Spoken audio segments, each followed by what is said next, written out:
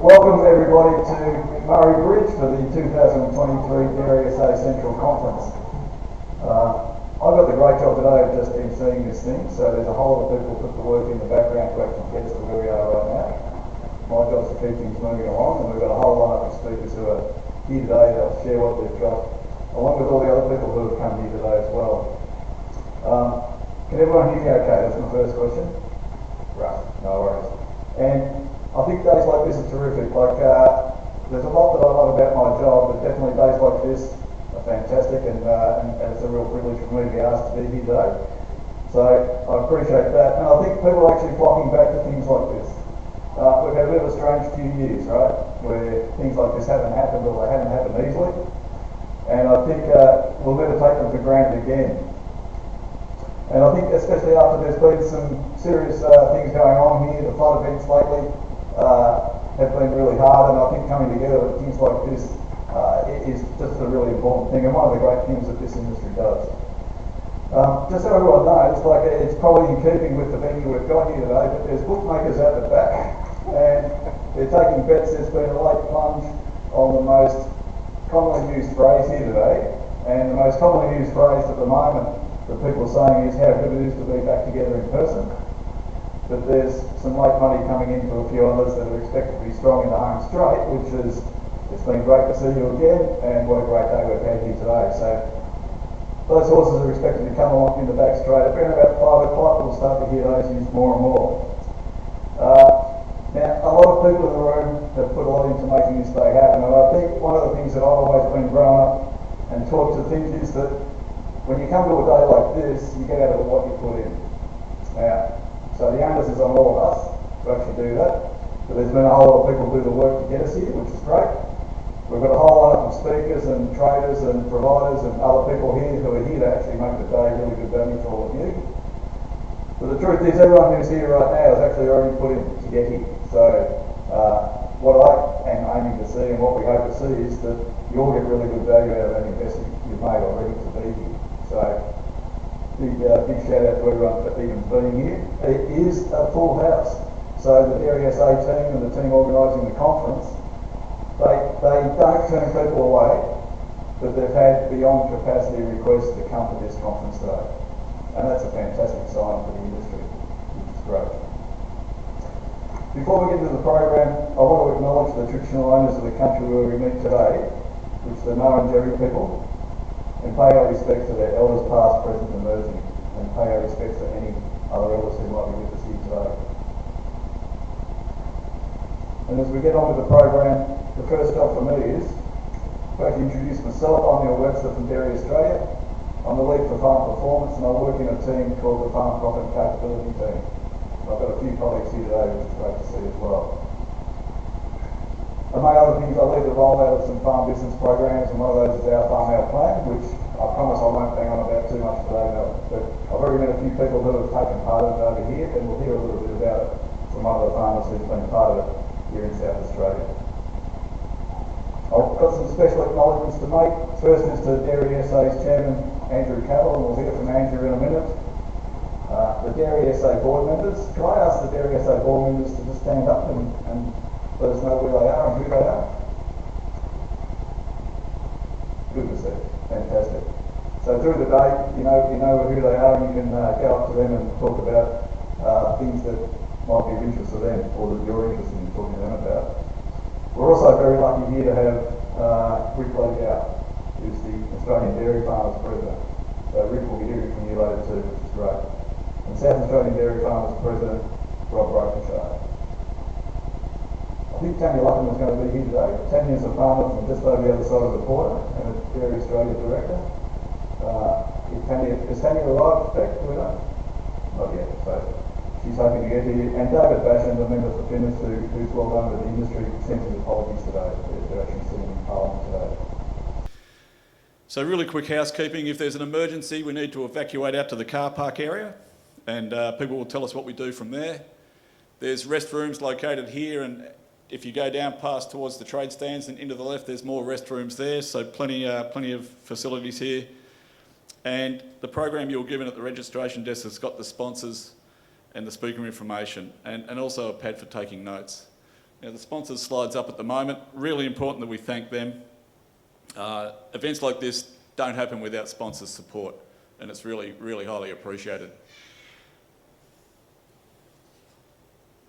The other thing you can do today is through the breaks, there's people here providing quick health checks, and they're located down towards, as you walk into the trade area, to the left. And if anyone wants to take that up, that's a good opportunity here today. We'll remind you throughout the day. So our major sponsor today is La Casa del Formaggio, and we'll hear from their manager here in a minute. But I think the other people that we need to thank before we even get in is there's actually a conference committee sits behind this conference. Again, apart from sponsors, these things don't just happen on their own. Can I ask the conference committee to stand up so that we can see who they are? There you go. Fantastic job. You are the people who can sit back and relax now. You've got it to where it needs to be, and the day will happen. The other people who have put in a huge amount of work to get us here is the DairySA team. So Mel and the team, can you guys stand up quickly too, please? They're out there doing work. Mel's here, and you'll see them around the place, so don't hesitate to say hello to them. And of course, this is all pulled together by Beck Burgess, who most of us know, but Beck's up the back there, still herding the cats and making things happen. Before we jump into it, a really big thank you to the satchel sponsor, Lactalis. They've chipped in to make the satchels available. And to Soul Energy, who have actually provided the morning tea. Before we've even started, there's been morning tea provided, and Soul Energy have done that for us, which is fantastic. The other thing we encourage people to do these days, of course, is to, if you're into social media, get on social media today and start to share what you're seeing and hearing at the conference. Facebook I've heard of, Instagram I've heard of, Twitter. If anyone's on TikTok, I'm not quite sure what you're going to do, but you know, it'll take it to the world, I understand. So feel free to do that. Hashtag DSA23 is the way we get it out there. I'm now just going to introduce Claude Cicciello, who's from La Casa. And as Claude comes up to provide the welcome to the conference, I've just got a bit of background to La Casa itself. It's a South Australian owned and operated family business that's actually grown to become Australia's leading fresh cheese brand. They've been crafting a range of fresh cheeses and creams for 35 years, and they currently employ over 150 people, which is amazing. In 2014, La Casa made the decision to build direct supply relationships with South Australian dairy farmers, which began with the company working closely with 6 family farms on the Fleurieu Peninsula. And since then, they've built that pool, and they have farms from the Fleurieu, the Adelaide Hills, Murray Lands and beyond. And I understand that just in 2023, La Casa moved into its new $35 million modern manufacturing facility, significantly increasing their milk storage and processing capacity to meet growing demand for their award-winning products, both Australia and overseas. So I'd like to, could everyone please welcome Claude.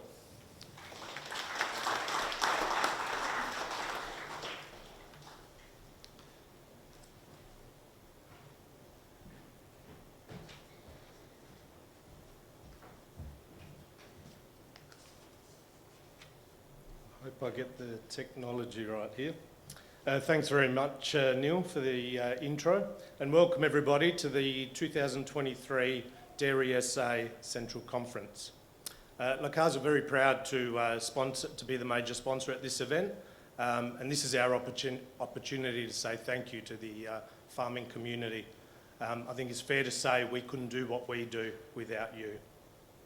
A little bit about our company.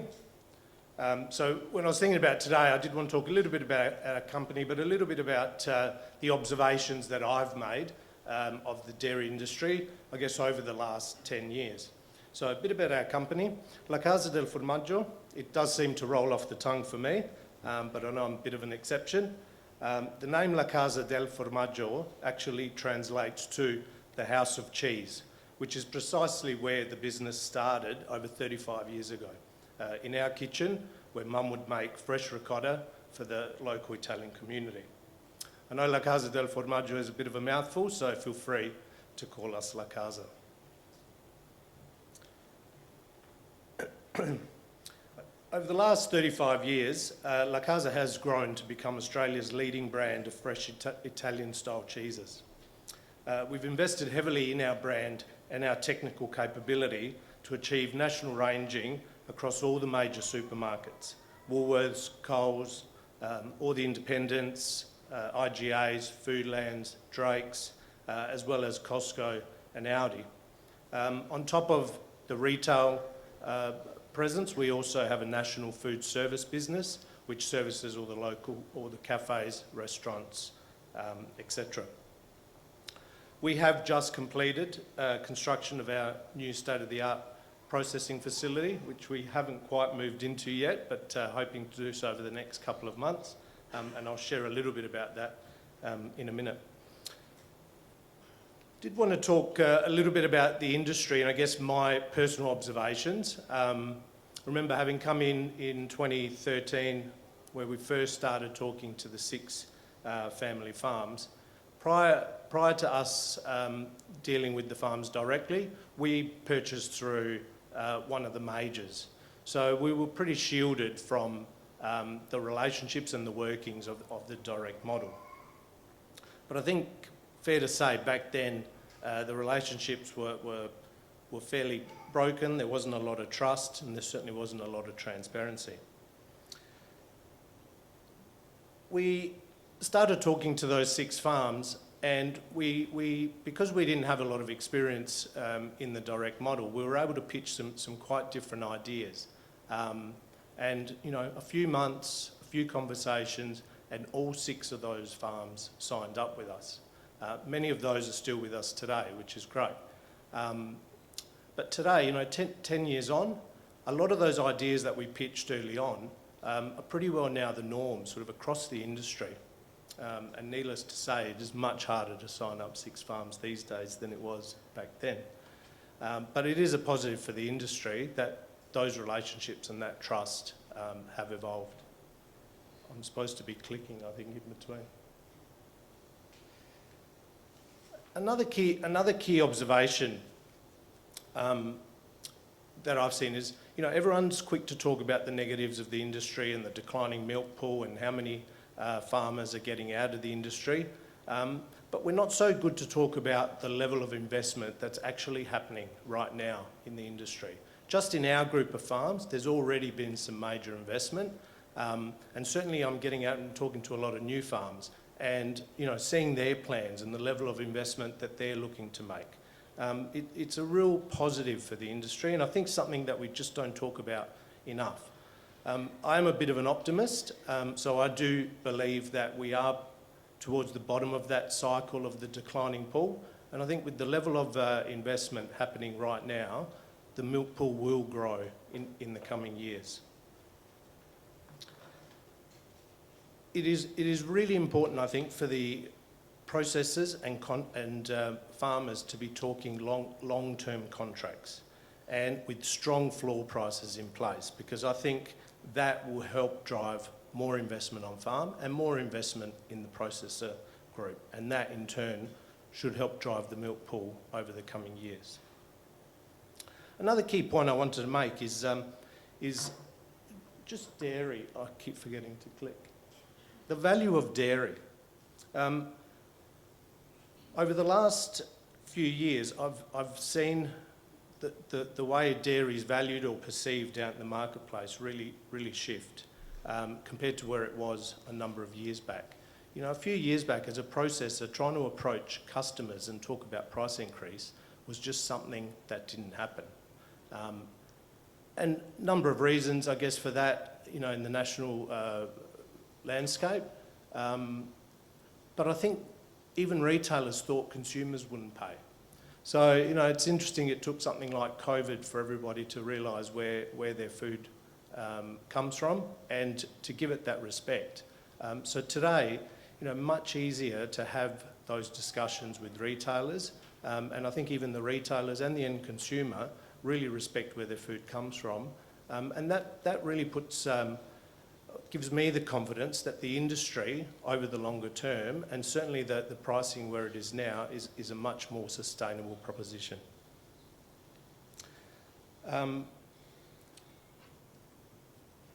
I think it's important that everybody in the supply chain, be it a farmer, be it a processor, or be it a retailer, must be profitable in order to keep investing.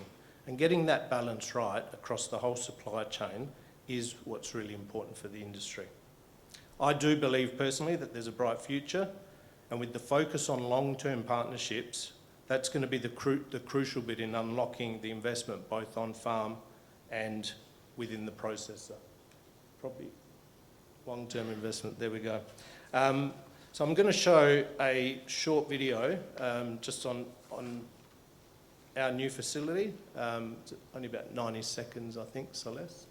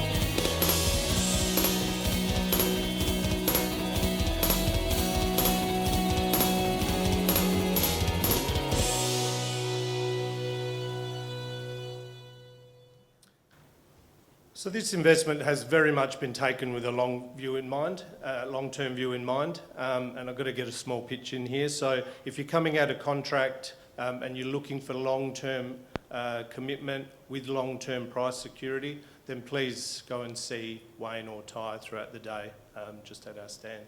That's it from me. Thank you.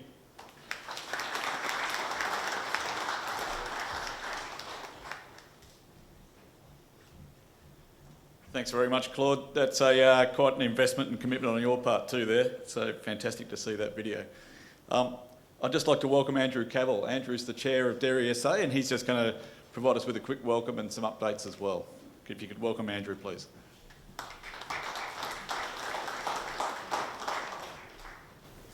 Thanks, Neil. It's always great when Neil says what the emergency evacuation plan is around the place. I can remember my cousin telling me a story that he was going for a job to drive a fuel tanker, and the boss said to him, "What steps would you take if the fuel tanker caught on fire?" And he said, "Bloody big ones." And Claude, don't worry about your slide thing. I did it so badly last year they won't even give me the remote this year. So you'll be right. You might not get it next year. But welcome to the DairySA 2023 Central Conference. And Neil, we haven't missed a conference in the Central region during COVID. We managed to slip in all the conferences each year in between little lockdowns and COVID things. It did challenge us, but we made it every year. Wasn't quite the same in the southeast, but we got up here every year. We have a great lineup of speakers today, set to challenge your thinking from housing cows, climate, succession planning, humans in agriculture, and most importantly, a chance to catch up with neighbours and friends from around the region. We acknowledge the farmers on the river and lakes and the challenging time over the last couple of months that they've had down there. There's certainly some water laying around. DairySA staff, along with SADA, PIRSA and DairySafe, have worked well together during this time to assist farmers where they can. This work continues to support, and support is still available for recovery. It's been a busy year in the region with DairySA delivering value for your levy, ongoing discussion groups making headway with training and workshop training and workshops and rolling out our farm, our plan across the state amongst other usual services. Going forward, DairySA is excited about implementing Dairy Australia's Farmer Services Strategy, which is about tailoring extension work on your farm specific to your needs. So we're excited about doing that. Thank you for the team for all their hard work. Mel, our regional manager over here, my life would be pretty hard without Mel. She organises everything that I do in this space, and I appreciate that. Kathy, our climate REO, Alberta in people, Abby in comms. You would have noticed the new newsletter that came out last month, which was fantastic. Abby, well done with that. It's a new look, and it was a great newsletter. Where we are. I'd like to acknowledge Beck. Where are you, Beck? There you are. For her time at DairySA. It's always hard to say goodbye to someone like Beck, but also very pleasing that she's started her own business and still involved in the dairy industry. So well done, Beck, and thank you for all your hard work over the time that you were with DairySA and organising this conference as well. We kind of can't let you go, it seems like. But while our season was a little bit slow to start in spring, summer's mostly been kind to us, and it's an exciting time in the dairy industry with record milk prices that Claude talked about. We're seeing a huge amount of investment happening on farm, from robots, feed barns, feed pads, machinery, and all manner of things that we're buying at the moment. And all this investment augurs well for the future of our industry. High milk prices look set to continue for a little longer, so let's stay excited about this industry. I was talking to an old friend of mine, Leon, down the back earlier, and he says it's great to be here when everybody's happy. He said sometimes you come to these things and it's been all doom and gloom, and it is great to see everybody in the dairy industry happy at the moment. So let's keep that up. So let's stay excited for the industry and continue to create pathways for our young people. Still one of our biggest challenges in the dairy industry is creating a great pathway for young people to continue on so you can get rid of old people like me. So let's keep doing that. I want to acknowledge the partnership that DairySA has with SADA and DairySafe. Mel meets with them every fortnight, and Andrew and Jeff, to discuss South Australian issues. And they continue to explore ways that we can work together, and in South Australia we do that better than any other state, so we ought to be very proud of that. I'd also like to say goodbye to John Hunt as President of SADA. John had an extraordinary significant time as President of SADA, a huge contribution. Probably one of the biggest legacies John leaves is the code of conduct that we all now live by. Probably wouldn't have happened without John, so we all need to congratulate him from that, and welcome Rob Brokenshire, the new president, and we look forward to working with you as well. I guess one of John's great legacies is just his ability to communicate with people on their level, and he was just a casual guy that spoke his mind, and everyone loved John. Everyone got on well with him. So he will be sorely missed, but greatly appreciated. Thank you to our sponsors for your ongoing support for this conference, particularly LaCasa this year. It's great to have you on board. Conferences like these just can't happen without sponsors, so whenever you're having a cup of coffee and a biscuit later, go around and visit the guys on the stand and show your appreciation for them helping us do today. Thank you to the organising committee led by Beck and Shannon. These farmers and industry members have put a lot of hard work, and they have come up with a cracker today. So enjoy the day, and thank you to my deputy Beck Walmsley. And earlier in the day I sat down on the chair, or I stood up actually, I should have sat down and watched the what do you call that, virtual reality thing with the headphones on. If you get a chance to do that, you'll see Beck and her husband's farm, and that's cool. But if you're a bit old like me, you want to sit down because you get a bit dizzy watching it all. Have a great day, and thank you to the rest of my board. You make my life easy. And at last, I didn't write this down, but last but not least, Gary Zwick was a board member of ours, and we all know Gary. He's the one that farms just at the bottom of Ayers Rock up there. And he has a huge contribution to the DairySA board. He's kind of gone over to the dark side now to SADA, but thank you, Gary, for all your efforts, and we look forward to your contribution through SADA in the future. So thank you, welcome, have a great day.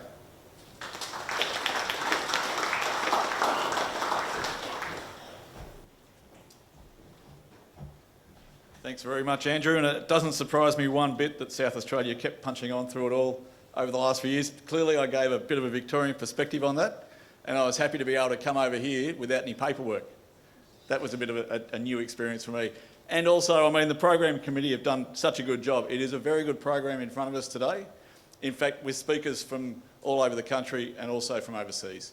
And that's one of the great things that DairySA has done, and Dairy Australia backs in, is to be able to get speakers like this to an area like this so that local farmers can interact with them and hear from them. So I think it's outstanding.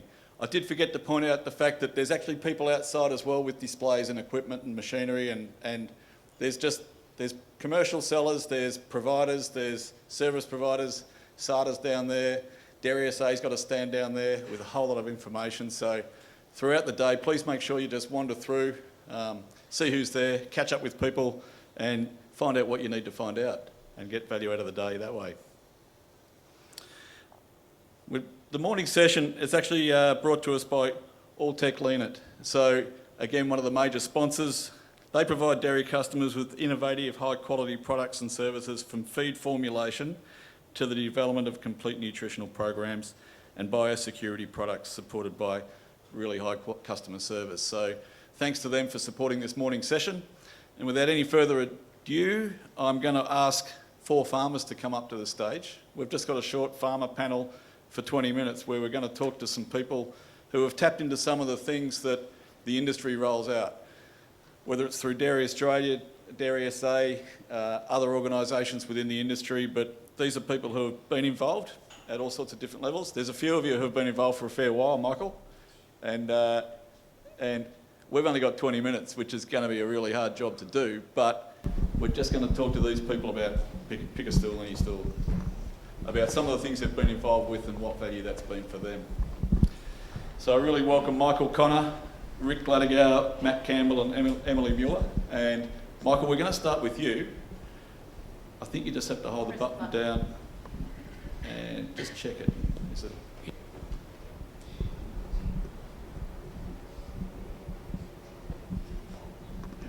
Yep, we're good.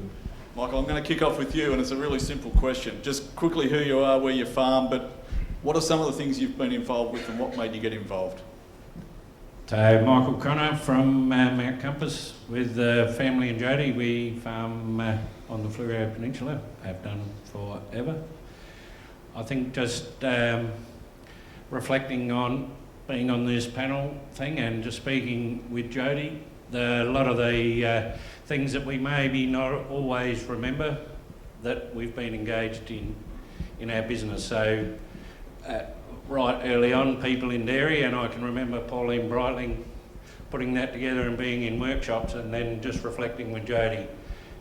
Everything we do in people, in safety, in SOPs has come out of that, and still today we use the templates of the, I think it's now called People Skills and Capability or something. We use those templates for employing backpackers, for job descriptions, for inductions and all those things, and that doesn't even touch things that we monitor our business with, dairy base, and now the carbon calculator that comes with that. We've got years of data that we reflect back on when making budgets and looking back on decisions we've made. That's just built into our business, and I guess we take that for granted, and that's something I recognised. That's fantastic. So I'm going to mix it up a bit here, and Emily, straight over to you, because I heard the people in dairy mentioned there, and I think that you might have tapped into that program in similar ways to Michael, but what are the things that you've become involved with? Yeah, so we've been involved in a few, well, basically most of the people in dairy, the ESCI, time management people, organising the office. There's lots of different things that we've been involved in, and I had to get back to refresh my memory because there's been so many that we've had, and has definitely given us a point of reference to be able to go back to. We still go back to the books and information that we've been given. There's so much information there, it's changing all the time, so to be able to have courses like that regularly is really good to be able to help us propel our business and keep up with everything that's happening. So Emily, can I just ask, what was it you actually went to? Was it a workshop, or did you just go to a website, or how did you get involved or tap into this stuff? Mainly workshops that we've been involved with. There is also stuff on the website that we have tapped into, but I guess, yeah, mainly workshops, and I guess they're more appealing to us. We like to be able to get out and meet with people and talk with people and where their journeys are up to as well. So it's not just the information that DairySA are giving us, it's also the knowledge that we're tapping into from the other people that come to those workshops. Oh, that makes me look straight over to you, Rick Bloodgow, because part of what you've been involved with, I know, is discussion groups. And South Australia, you might not know this in South Australia, but South Australia has a stronger network of discussion groups than any other region in the country. So, and this is something that DairySA has backed in for a long time. And as a result, when you hear you don't know that necessarily, but I can tell you now, I've looked all over the country at this stuff, and you do. So, Rick, you've been involved, but and that's, I think there was some fires in 2019 where that kind of came home, or the discussion group network helped. Is that true? Yeah, thanks, Neil. Oh, that's alive. Yeah, so I have a dairy farm in Mount Torrens in the Adelaide Hills, as well as I'm also involved in the family farm. So it's 30 years this year since I left the family farm and went out on my own. So being a young farmer at the time, back in the day, we used to have things called ag bureaus, which have sort of disappeared because the department and the government sort of moved out of that stuff, and we've of course moved into Dairy Australia and DairySA, and of course I'm involved in the Mount Torrens and Districts Discussion Group, I think it's now called, for as long as it's been involved. So as a young farmer, of course, I wanted to attend everything and learn everything because I wanted to see what I could put into my farm. But back in 2019, in December 2019, we had the Cuddly Creek fire come through, and I think about 6 of the 8 farms in our region were affected by that significantly. And it's actually quite a big moment because as much as I've been involved in a bushfire area, I've never had such a big fire come through, and it's a bit like the apocalypse after it's happened, and everything is black and miserable, and you're feeling pretty down about it all. And where do you turn next? And so we're all sort of thinking about, well, we've got no power. How do we milk our cows? How do we manage is the tanker going to come? Because other regions also didn't have power. How's that going to get processed? But what came to the fore was having DairySA actually got us all together in a room one day, and we're all being affected. And you all think it's just you, but until you sit in a room with other people and get to see how other people are affected, you suddenly realise you weren't on your own. But it took DairySA actually to get us into a room and actually have that discussion. And I mean, we had people sitting there in tears because they've lost big gum trees off their farm, which have been there forever. And their farm is black. They've lost hay, they've lost dry feed because they've just come out of a drought, the 3 years of droughts as well. So we've also been doing that planning along the line. And then to lose all that, and here we are at the end of December, knowing that we've probably got 3 or 4 months before it possibly would rain. Hopefully it was going to happen sooner, but it didn't, of how we're going to manage that. So it was actually Beck at the time who got us all together in a room. We all got to talk about our own situation, what we'd been through, how we were, and then we got other people like agronomists, etc., and DairySA started to provide us with programs of Have you looked at what feed you're going to need? Have you thought about your seeding program? Seed could be short. Have you decided what you're going to do? Where you're going to put some stock? Do you need extra adjustment, which also come along as well? So they sort of did all the groundwork. They were basically holding our hand while we're doing one thing. They were holding our hand, supporting our farm in the other. And so that support was actually invaluable for us to actually come through out the other end. And we're all still milking cows, and we've all probably learned a few lessons about what we need to do better next time. But it was just great to have that support on getting us to think about things we hadn't been thinking about previously, or it all just looked like a great big brick wall that we're going to somehow have to climb. So that's sort of the value that from being in the discussion group. That's quite a story, isn't it? And that peer learning from farmer to farmer is the strength of it all, I think, isn't it? And even just what you describe, I mean, I've seen things like sharing experience workshops held during the drought in northern Victoria, and the same thing, like just people getting together and helping each other find solutions. Amazing. So huge power in that. Matt, I'm going to come straight across to you. You've been involved in Our Farm, Our Plan, which is dear to my heart, so you've got the rest of the time. No, you haven't. Our Farm, Our Plan, though, Matt, what got you involved in that? I suppose for us, me and my wife, Steph, we're now share farming on her family's farm at Mount Compass. At the time, we'd come home from America, expanding, needed more cows, and buying cows was an option for us to sort of get into the business. We didn't know how we were going to go about it. We were just going to buy cows and wing it, really. We were talking to Beck, and she said, why don't you, this course would be good for you. So we've done, as a business, we did Our Farm, Our Plan. Then Steph and myself I was a younger, emerging industry person's course, which was based on Our Farm, Our Plan. And then as a business, again, we've done the business and governance course, which is the next step up. And that was with Henry Trelaw and Pinion. So that one that was what suggested share farming as the option going forward.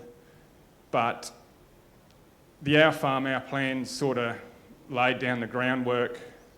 And I suppose as two families, a team, we were pretty ordinary at communication. We were going at 100 mile an hour. Everything needed to be done, and no one knew what anyone else was doing. So the Our Farm, Our Plan, that really worked for us for communication between us, and also setting goals, the benchmarks to get to those goals, who was responsible, just giving the business good structure, which has helped us tremendously. That's good, Matt. And that's a common story we hear. We often hear back from farmers doing Our Farm, Our Plan that it's actually helped them have the conversations they know they need to have, but they're not having. So good result there, which is fantastic. Michael, back to you. Can you just tell me a benefit of the things you've been involved with? What do you think is one clear benefit that you've had? And the other part of the question to you is, would you recommend other farmers to become involved in the way you have? So a clear benefit, aside from our business, is the personal benefit. So when you get involved in boards and you've got an industry as connected and focused on the future and linked in with Researchers Dairy, any boards or interest groups take you to places that you might not have known existed and builds networks. So if you start when you're young, you build networks that I'm still using today, and there's people even around the world that you talk to that you've built networks with by being involved in these things. There's also training in that involved, so there's board training, there's speaker training. I'm not sure that's working right now, but it has helped and gives you confidence to be involved in more things. So that's just been a great benefit. It's also been a great benefit for the family growing up. So your networks are their networks, and then they learn to build networks and value networks. And I'd strongly encourage anyone to put their hand up. I was just listening to the Dairy Pod the other day talking about the ambassador program there and the people speaking on that. That sounds like a great thing to get involved in. It is, and Jess Phillips is here today from Dairy Australia, and she coordinates that ambassador program. So if anyone wants to know more about that, Jess will probably be down near the DairySA stand, I would suspect. I'll help you find her if you want to know more about that one. It is a good program. Rick, over to you. Same question. Benefits, but also encouragement for farmers to become involved in discussion groups and in other programs that give them the support that you've seen happen.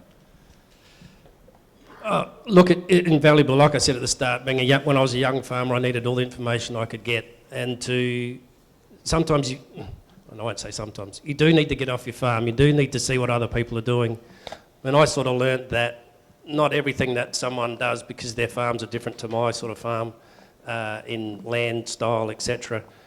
But you take things away from what you learn from somebody else, or sometimes it's what you actually provide that farmer, because I'm sure we're all pretty used to being in our own little capsule of how we farm, and sometimes you need someone to come from the outside and say, why don't you do this, or have you ever thought about doing that? And sometimes it just sets that trigger going. You go, yeah, why didn't I think of that before? It's that outside opinion. So I sort of appreciate people commenting about what I do, and sometimes I don't appreciate it. But on the other hand, it's also invaluable to be able to share in knowledge with somebody else, and sort of I've found now that I've got younger people asking me about, why do you do this, why do you do that, or have you thought about this, etc. And it's even things about technology and stuff that you probably wouldn't get involved in, that you now get to be front and centre as well. So, and you need to get off farm to actually learn and see how that actually is operating. So, so for my time, it's been invaluable. Just that whole sharing network amongst people is very important. There's that lifelong learning thing, isn't there, Rick? You're never too old. Never too old. Can I just support that? So Rick described it well. You get into a capsule on your farm, and I think until you get off the farm, you don't realise you're in it. And it's a big thing, because it's all-consuming farming, and I've gone back to doing just farming in the last few years, and I already feel it. I already feel you need to get back out so you can see what the real world's doing, and what other businesses that you trade with are dealing with in their business. So I support that. It's a big thing. Yeah, and Emily, I'm going to give you a little challenge here. We're talking to the converted here, Michael, of course, because we're talking to a room full of people who have got off their farms today and are here, right? So they're going to hear from speakers from all over the world. And how do we get more people involved? There's a lot of people who aren't here today. So our biggest challenge probably is trying to encourage people to become more involved. Emily, any thoughts on that one? Yeah, definitely. Getting off farm and just being involved with the people that you've got around you. I mean, I don't think we know how, everyone just sitting here, the wealth of knowledge and support that is out there from the farmers that have been through things and trying things. And we've been involved with trials on our farm, and I know Trent gets a lot of benefits out of it, being able to have people come to our property and see what we're doing, or see what the industry has to offer and what we can do as moving forward together. It's really not a solo journey. Yeah, fantastic. And Matt, back to you. Just benefits, and would you recommend other people to get involved in Our Farm, Our Plan like you have? Yeah, definitely.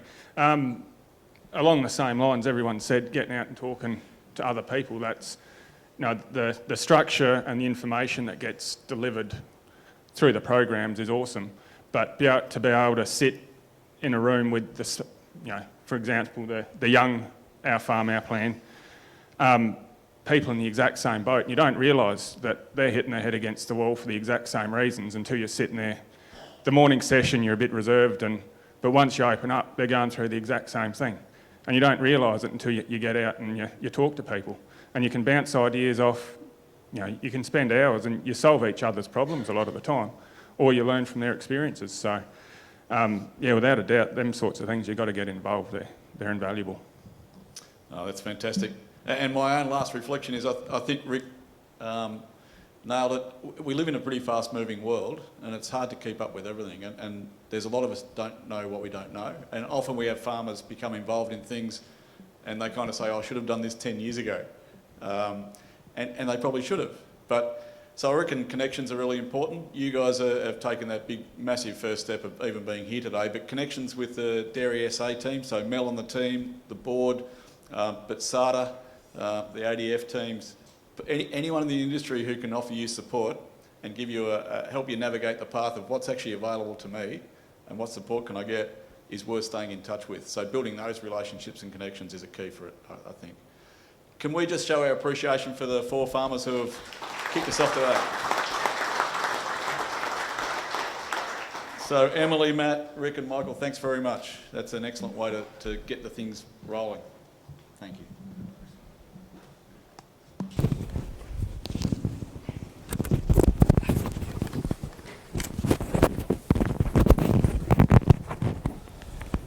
Coming up next, I'd like to introduce Sarah Bolton. Sarah's going to talk to us about changes on farms. And there's changes that come our way that aren't something we look for necessarily, but they might come as a result of other parts of the world changing and other people's expectations changing. So Sarah wears many hats, and she's really well qualified to actually speak to us on changes that might impact us around animal welfare and society's expectations around what we do as an industry. Until recently, she was a colleague of mine at Dairy Australia, but she's recently moved into the commercial world and has a role with Greenham's now that actually speaks to the fact that the commercial part of the industry is seeing the work that Sarah does as really important. She was originally signed up to speak here today as part of a research team from Melbourne University, Sarah. So she definitely wears many hats, and I'm looking forward to the presentation. So if you could just welcome Sarah to the stage, please. Thanks, Neil. All right. So as Neil said, I was asked to speak today on the topic of change, specifically with a focus on the change that is looming in the space that we like to refer to as the bobby calf issue, or if we're looking at the opportunity, the dairy beef side of the fence. So I speak on this topic quite a bit. As Neil mentioned, in my previous role as animal welfare lead at DA, it was very much focused on where are we at, where are we heading in this space, and how do we actually implement change that works for everyone, all stakeholders. And in the new role with Greenham, continuing the research at Melbourne Uni, it's very much focused on how do we actually implement change as an opportunity. So I usually like to start these conversations by focusing on the concept of sustainability. And we've all heard it, and generally what we tend to think of is environmental sustainability, which is very important. But the word sustainability is very much literally our ability to sustain, to keep going, to keep existing as an industry, or for a particular practice to continue. And realistically, it's not just environmental sustainability that determines that. There are 2 other key pieces in the sustainability triad, which are economic viability, which of course makes sense. If our business is going to continue, it has to be economically viable.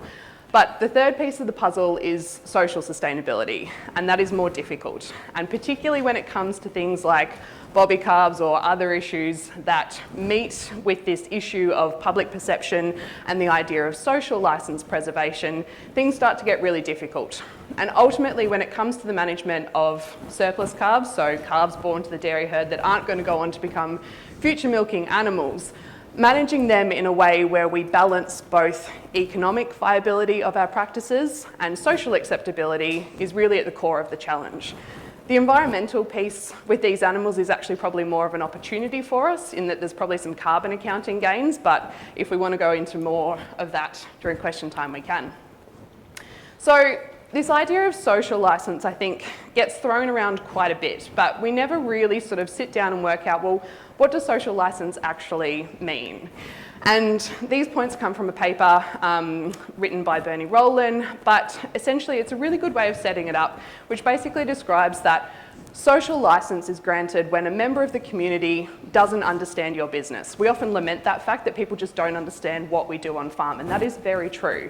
I have very little understanding of the forestry industry or the salmon industry or the industry that's making the tyres that go on my car. But I acknowledge that I don't know anything about their business, and I trust that those people, as experts in that industry, are going to do the right thing. I'm far too busy. I'm not going to be paying attention to any education campaigns from the salmon industry or the forestry industry or the cotton industry that's making the clothes that I'm wearing. I trust that those people are doing what they need to do so that things are right. Generally within agriculture, we love to talk about education campaigns as going to be the thing that solves all our problems. We just need to educate that not understanding community into understanding why we do what we do on farm.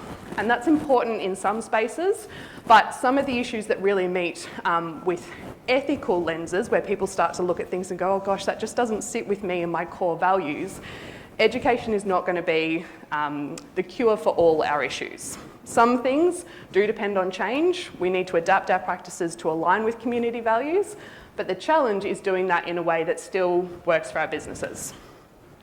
And so complicating this even further, I often like to remind people that there is a very big difference between science and ethics. So quite often farmers will come up to me and they'll say, but you know, when I euthanize a bobby calf with a captive bolt gun, there is no welfare compromise in that situation. And as an animal welfare scientist, I completely agree with you. But that is science. And science tells us what we could do, but not what we should do. And it's ethics, which is a completely different school of thought, where we think about, okay, what do we actually approve of, what makes us feel good, what sits well with our core values as people, and even though it might be good for welfare science, it's not necessarily going to meet with ethical approval. So this idea of social sustainability is certainly a concept that is being acknowledged by the global dairy industry, and many of our international dairying counterparts are making moves to change the way surplus calves are managed in order to shore up that social acceptability. So in Ireland, we have the Irish Co-op Organisation Society, who back in 2019 came out and stipulated that their farms must not euthanize healthy calves at that point in time, and they have recently flagged that come 2024, it's likely that they will prevent healthy slaughter of calves that are less than 8 weeks of age, effectively ensuring that they're destined for beef production. In Britain, we had the GB dairy calf strategy come out a few years ago, which is aiming towards no healthy calf euthanasia from 2023. They also have an industry strategy which uses the language responsible breeding strategies. So the idea is that where once we might have put dairy breed bulls out in the herd, had half males, half females, picked the best females, did whatever made most business sense at the time with the rest of the calves. The idea of a responsible breeding strategy is that we're putting just as much thought into the genetic makeup and future market destinations of surplus calves as we are our replacement females. So effectively using beef crossbreeding. Recently, Fonterra New Zealand made the news with their new policy that all calves must enter a value chain on their suppliers' farms from mid this year. Entering a value chain can include 4-day-old calves going for pet food, but you know, the product is being used. If we apply the ethical lens there, it gets interesting, but the issue has been flagged. And it has also landed in the last few months that ADF have their new surplus calf policy, 2035, no healthy calf euthanasia, but importantly, bringing in concepts of an industry strategy, similar to the GB bull calf strategy, to focus on how we can implement economically viable alternatives, promoting responsible breeding strategies similar to the UK, and calling for more producer demonstration sites, which are being set up and piloted in Victoria at the moment to help dairy farmers implement best practice management of surplus calves intended for beef. So, where are we at here in Australia? The data on the left are from the 2019 Dairy Australia Animal Husbandry Survey. So the blue quadrant indicated that back then 37% of calves born nationally were intended as replacement females, 38% expected to be killed as bobby calves at 5 days of age, and 16% expected to be raised for dairy beef. Fast forward to 2022, so the data on the right were collected in September last year. A slight decrease in the number of bobby calves expected to be killed and an increase in beef production, which is great. But ideally, how do we get to a future where that light green quadrant effectively doesn't exist?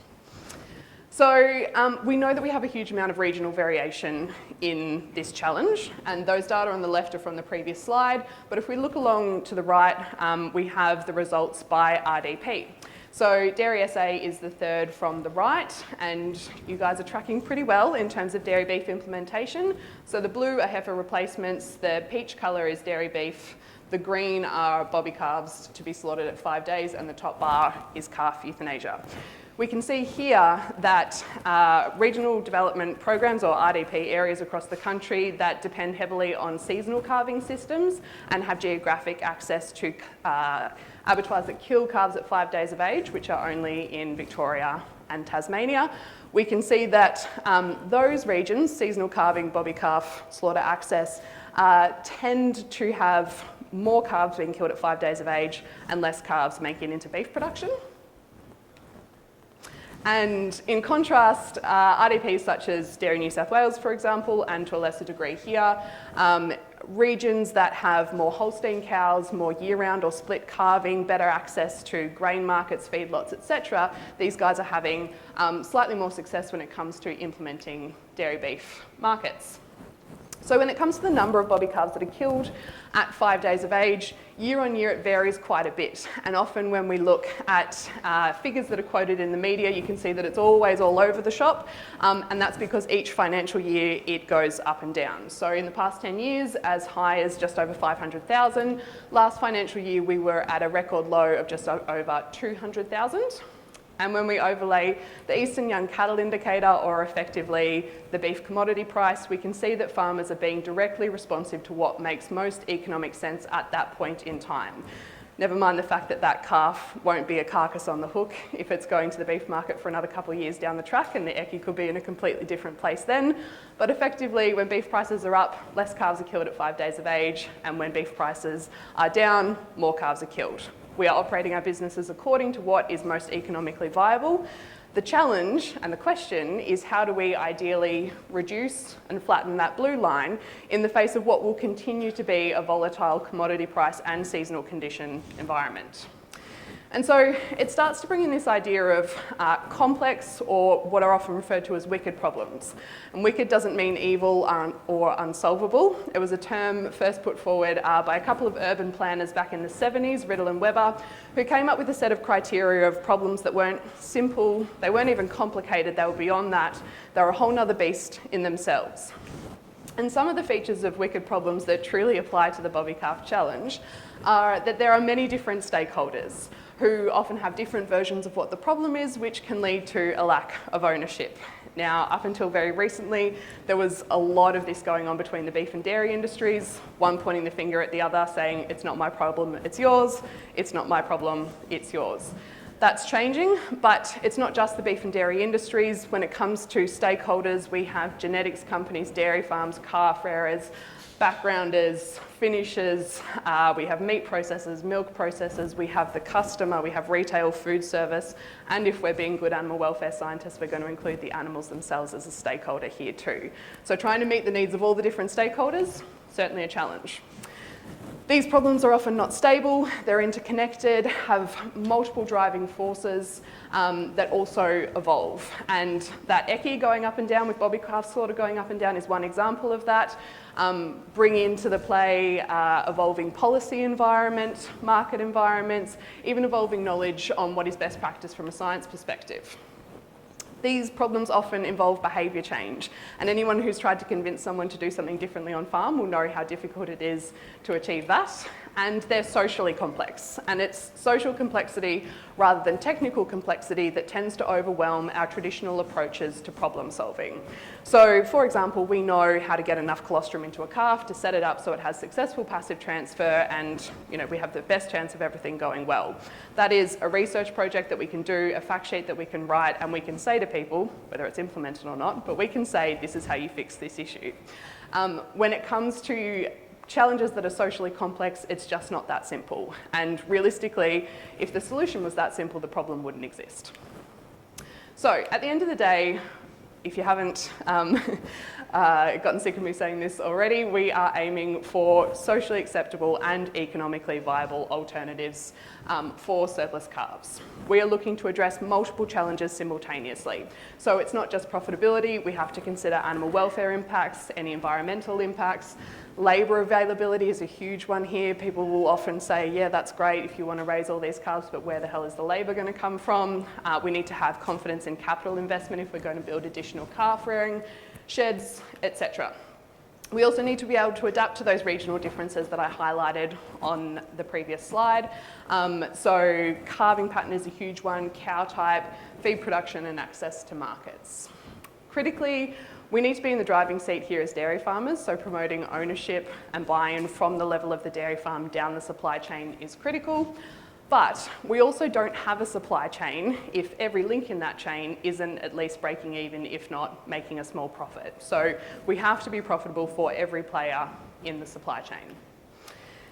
That's all very well and good, but how do we actually do it? So for the next few slides, I'm going to speak to a project that I was involved with during my time at Dairy Australia, the transcripts of which are forming some of my part-time PhD analysis.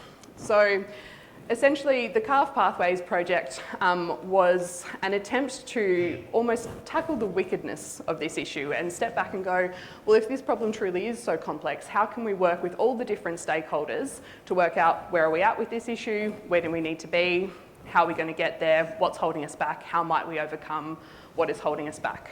So we worked with farmer groups with a range of different farming systems. We worked with farm level advisors, including vets, animal welfare experts, farm business management consultants, huge range in there.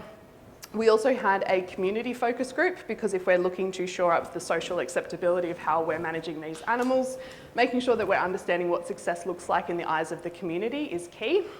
And we worked with supply chain stakeholders. So from genetics companies through to backgrounders, feedlotters, meat processors, milk processors, and the retailers were in there as well.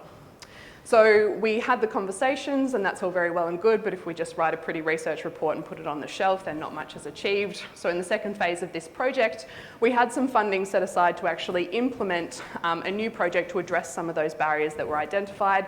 That's now been funded, and Dan Armstrong of RMCG is currently undertaking an economic impact analysis of changing the way that we manage these animals, which is great, but that's an aside. So in terms of some of the key outputs, when we spoke to the community about the bobby calf issue, generally there is a very low level of awareness on the issue. Most people don't know it's a thing, but when they are, they're understandably pretty horrified about the idea of killing young calves. We then tried to work with them to understand, well, what does success look like? If this is a practice that horrifies you, what is an alternative that doesn't? And the good news for the industry is that effectively it was very open. And essentially what the community told us is that at the end of the day, they just want to not feel guilty about consumption of dairy products. Whatever that looks like, we trust you. Just don't be doing anything that if we do find out about, we're going to go, oh God, do I really want to consume dairy products? And really interestingly, when we spoke to our community focus group, farmers were not the bad guys. So we have a huge level of trust in Australian farmers, and it's really important that we work to protect that. They instead saw it as what they called a symptom of industrial food production, and actually it was the faceless corporate giants, the retailers, the supermarkets that are screwing the farmer for every dollar, and farmers definitely not the bad guys. So that was a good insight. When we spoke to our farmer group, of course, economics dominates. There's always a lot of willingness to divert calves away from early life killing, but if it's coming at an expense to the business, then it's really not going to be viable, and that makes sense. At the time, this is a couple of years ago now, we were very much hearing a sentiment that there was a perceived power imbalance, that dairy farmers are expected to make changes on farm to protect social licence, the benefits of which are enjoyed by supermarkets, retailers, processors down the line, but the risk is borne at farm level, which is understandably seen as rather unfair. And in addition to that, a disconnect at farm level between the farm and community consumers. So a frustration that people don't understand farming anymore, nobody understands why we do what we do these things for good reason, we just need to educate everyone into understanding and the problem will go away. When we spoke to our supply chain stakeholders, it was seen as a huge risk. A quote from one of the participants here is that it's only 4 corners away from a full-blown drama, along the lines of the live export shutdown 10 or so years ago. Really interestingly, when we talk to dairy farmers, it's often, well, you just need to create a new market that's going to pay us a premium for these animals, and that'll fix all our problems. And when we talk to the market goes, well, the markets exist, you just need to produce the product that fits the specs so that you do get paid a premium. But very little connection and understanding both ways up and down that supply chain. And they also emphasised that we really need to address this issue sooner rather than later, because every day it's becoming more of a risk from a commercial perspective. So in bringing it together, what we actually did was spoke to our dairy farmers, spoke to the community, then came back to our dairy farmers, spoke to the supply chain, came back to our dairy farmers, kept the conversation rolling. We talked to the farmers, they said the community hates us, they think we're evil. We talked to the community, they went, no, we love farmers, we think it's, the system is set up wrong. We go back to the farmers and go, great news, the community doesn't hate you, but we need to work towards solutions. And suddenly we had this realisation that, okay, well, if they don't see us as the bad guys, maybe we do need to listen to and work towards aligning with those community values and changing what we do. Very much a challenge with farm level operations feeling burdened by the need to solve the problem alone, but whilst there's a relief that the bad guy is seen as the system, very much a desire to see retailers and processors involved in the conversation and take some responsibility. But effectively what this sets up is an opportunity where more or less everyone wants to collaborate, everyone wants to change, but the big challenge is how do we do that, and how do we do that in a way that works for everyone? Which is what it says there. So where to from here? During my time at DA, in the last 6 months that I was there, it was a real pleasure to see the first DA MLA co-project funded that is going to work towards building a new extension program for dairy beef, which is called Growing Beef from Dairy. So this project got funded halfway through last year, is in the initial stages, but will roll out a whole new extension program in this area over the next 5 years. So similar to rearing healthy calves, feeding pastures for profit, etc., we are now going to have growing beef from dairy. So an extension package with learning modules around how do we identify markets, how do we breed, feed and manage calves for successful beef production, how do we make decisions about what option works best for us, because some farms aren't going to even want to rear additional calves and they're going to be sent elsewhere for rearing, but they still have a breeding decision to make. Some farms at the other end of the spectrum are going to want to become beef finishers as well as dairy farmers, and we have everyone else in between. So setting up decision support to help people determine what is the best option for them. And importantly, regional group adoption models, which is going to be a producer demonstration site model, being piloted in Gippsland at the moment, started a few weeks ago. What we're trying to do here is bring groups of farmers together to facilitate peer-to-peer learning, as was discussed in the previous panel, but importantly connecting supply chain stakeholders in there as well. So attempting to connect some of the disconnects that we identified in the previous research project.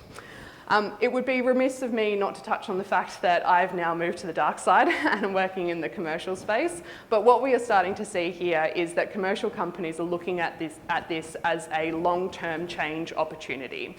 So the dairy beef program that I've just started managing for Greenham is genuinely set up to go, well, these animals have a home in the beef space. If we can work with farmers to breed, feed and manage them according to market specs, then we can work to pay a consistent premium for those animals and ideally work towards dropping and flattening that blue line from that first graph in the face of what will continue to be volatile beef commodity environments. The way we're doing that is setting up programs so that we can raise these calves for premium brands. The brands there on the right are some of the things that you will see at restaurants or pubs when you go and order some of the most expensive steak on the menu. So the idea there being that we're not just playing the commodity price environment on its own, we're working towards being able to make these consistent market pathways. So, my take-home messages. This is really something that I think in general, I haven't had a single dairy farmer come up to me and say, oh, we just need to leave this issue alone, we don't need to change. In general, the industry has already done a very good job of acknowledging that directing calves away from early life slaughter and into beef production is where we need to head. The question is how we do that in a way that is economically sustainable and sustainable from a labour and infrastructure perspective year on year. And really what that comes back to is long-term approaches.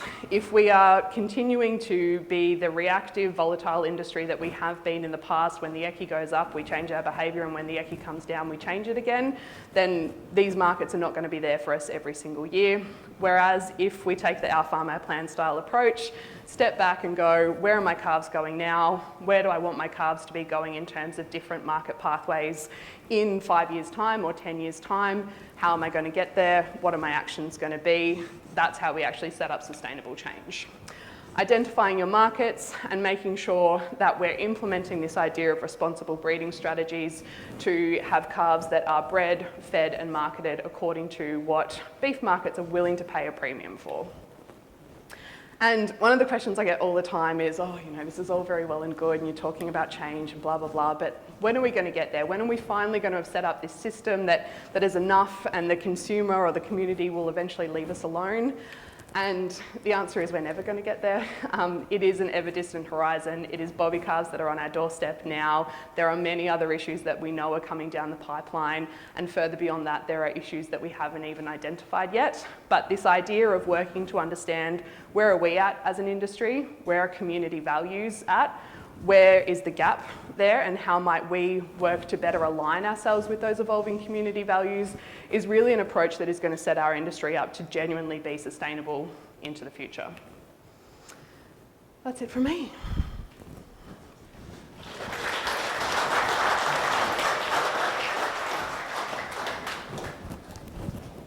Thanks so much, Sarah. And I've had a massive fail as in my job today in terms of how we're going to take questions, but we're going to ad-lib this a little bit. Has anyone got a burning question for Sarah? Yes. Up the back. If you can shout out loudly, please. Who you are, where you're from? Yep. Sarah, recent news today, I listened to a great speaker of yours from Canada at the DairySA conference in Hobart.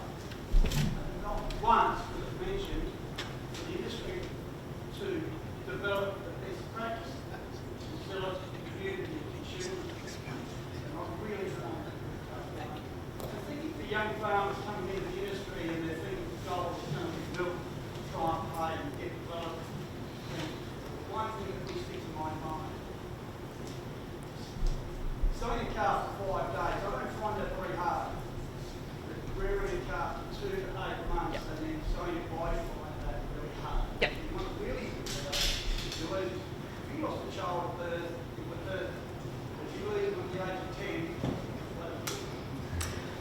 Yep, so in terms of questions in that one, let's touch on the marketing versus change thing first. And I completely agree with you. As an industry, we really do need to do a good job of talking about the great things about our industry in order to sell our products.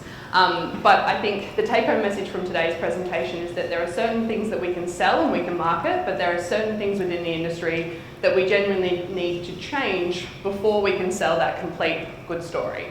When it comes to the rearing component, I completely agree with you. We know that from that social science work that we've done that there's a huge spectrum of appetites at farm level for rearing additional calves.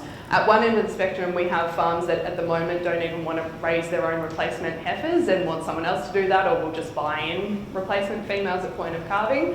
But through the other end of the spectrum, we have farms that love calf rearing, want to implement beef operations as well. This is far end of the spectrum, but they just need the confidence in return on investment to be able to make that extra investment in capital, etc. So we need to be able to cater to everyone in between those two ends of that spectrum, including the ends. But this is stuff that's going to take time as well. And I think another key point in this area is that it's not a 0-1 game. There is no expectation that we as an industry have completely changed what we do overnight. And in fact, if we do that, we run a huge risk of things going quite pear-shaped.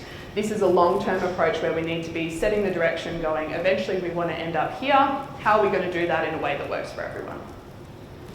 Thanks, Sarah. I'll take one more question from the floor. Yes. Sarah, Mike Foreman from Two Doors, you had the green dairy beef. What about the pure Frisian? Because, yep. Like there is apparently, yep. like going on Spanish word, 4 months old, yep. fast rather than previous beef. Yep. Now, Australians take anything in that specification. Yeah, so the good news is that there are multiple different market pathways starting to open up for these animals because globally the shift in dairy beef is happening. In Australia, we're probably a little bit behind in this space, but from my perspective, it's a fabulous thing that Greenham are the only company doing stuff in this space. The market pathway that you're referring to is the elite dairy beef program that Rod Polkinghorne is operating after he did a research program with Charles Sturt University a few years ago that's setting up market pathways for purebred Holstein steers, which is great because we know that not every surplus calf can be a beef crossbred. Currently that program is just starting to process some of the initial animals that have been raised through that system, and Greenham has been processing those animals for elite. So there is a collaboration there in that space. Thanks, Sarah. We're going to wrap it up there. We just need to keep moving through. And while Roxy's setting up the next speakers, I'm just going to introduce you to our way of gathering questions. Quick show of hands, who's used Menti before? Yep, okay, we've got a few. It's pretty easy, really. This is, instead of having roving mics today, we're just going to give you the chance to feed questions in while speakers are actually presenting with any questions that you've got. All you need to do is use your phones, go to www.menti.com, and it'll give you the chance to put in a code. And if you use that code that's up there, and we'll put this code up when speakers are going through their presentations or concluding, you can just type a question in and it will come through to here, and we'll use them at the end of their presentations or during. If there's 10 of them, Scott, we'll hold you up and say, we've got 10 questions in the bank, mate, we better go to them. So that's the way we're going to do it today. It's pretty easy to do. So if you have any troubles at all, put your hand up or see one of the team. They'll be very happy to help you to get this Menti thing working. But it's a really quick, easy way to get the questions coming in. And we're hoping it works pretty well for you today. So give it a go now. We'll probably need to move past Sarah's questions, I reckon, Roxy. Now I'm going to welcome Barry and Vicky Philp to the stage. They've come to us from Victoria today, and they're here to share a succession planning story. So they've been through a process with a consultant, and they've survived it.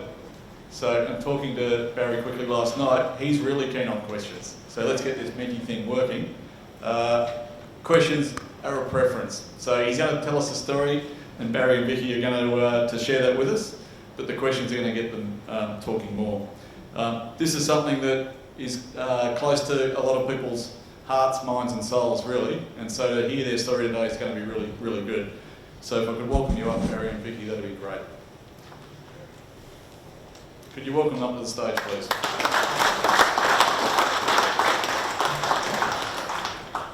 And Beck Burgess is going to help run this session.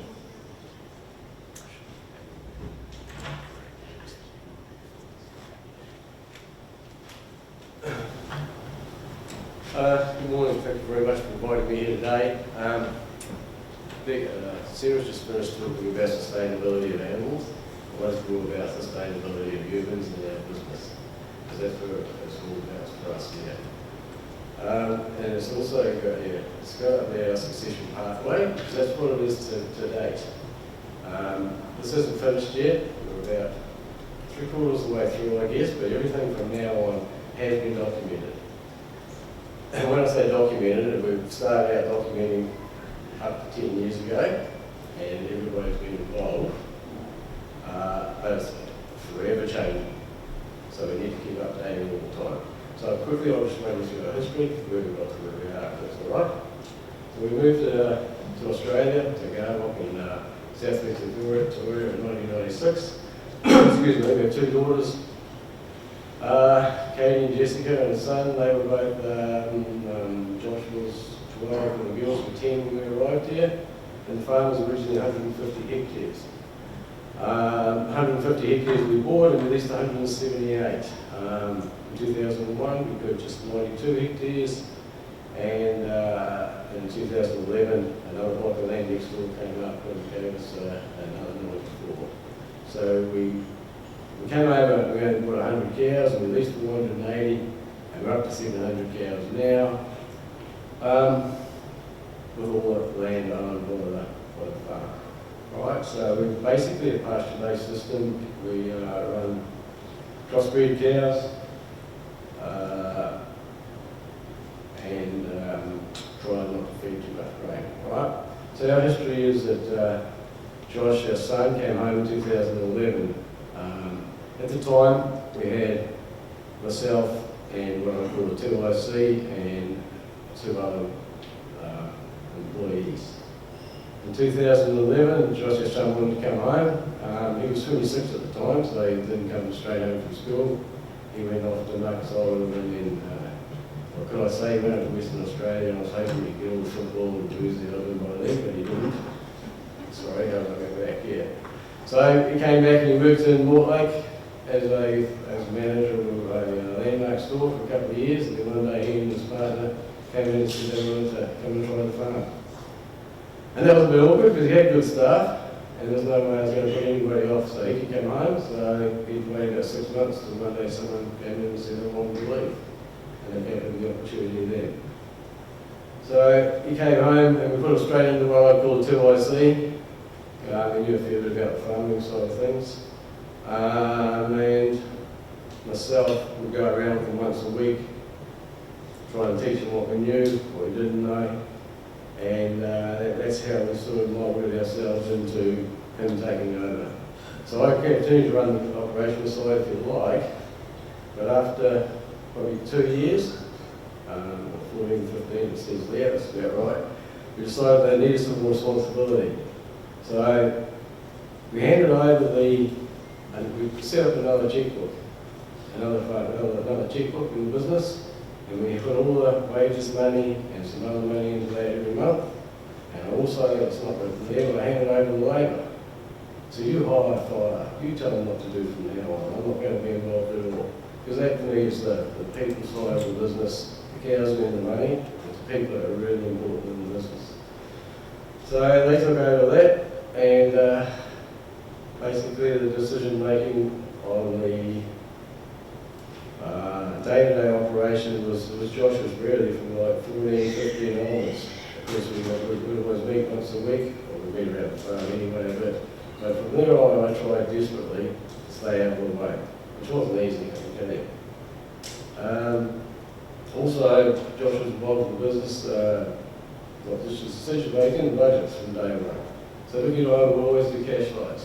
We always get a cash flow, monthly cash flow. So that got handed over to Josh and Lily and ourselves. They'd come to our house once a month, and after the bills were paid, they'd bring them there, we'd go through, and we'd update the cash flow. They gave us a real sense of if there was any money in it or not. Whereas sometimes there is, some there isn't, as you know. Alright, so we made a promise when they came home too that we wouldn't give them anything other than that sort of responsibility for at least 2 or 3 years. But by 2017, yeah, we had to honour that promise.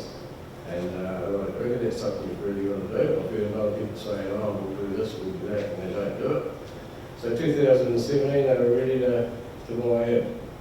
So there was 700 cows and machinery and that goes with it, not a lot of machinery, I'll say. So they bought into that. And we got a backbone and paid us what they could. And at that time, I said, rightio then, I'm about 60 now, 58, that's it for me, I'm not going to look another cow. If you want this, you've got to do what I do. If there's nobody else to do it, you've got to do it for yourself. And I reckon I've probably done 3 milkers since then.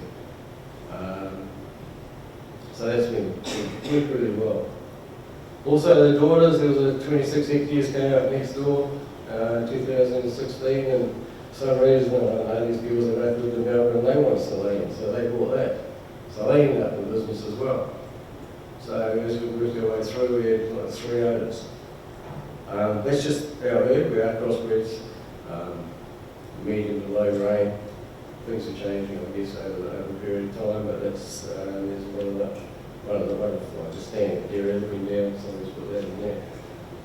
Oh yeah, the fixed irrigation, yeah, back here. So we have 100 hectares of fixed irrigation, which is obviously a real benefit. So 2005, 6, I reckon, that went in. We had a little bit of hand wash before that, but we had the good water, so we put in that in the irrigation.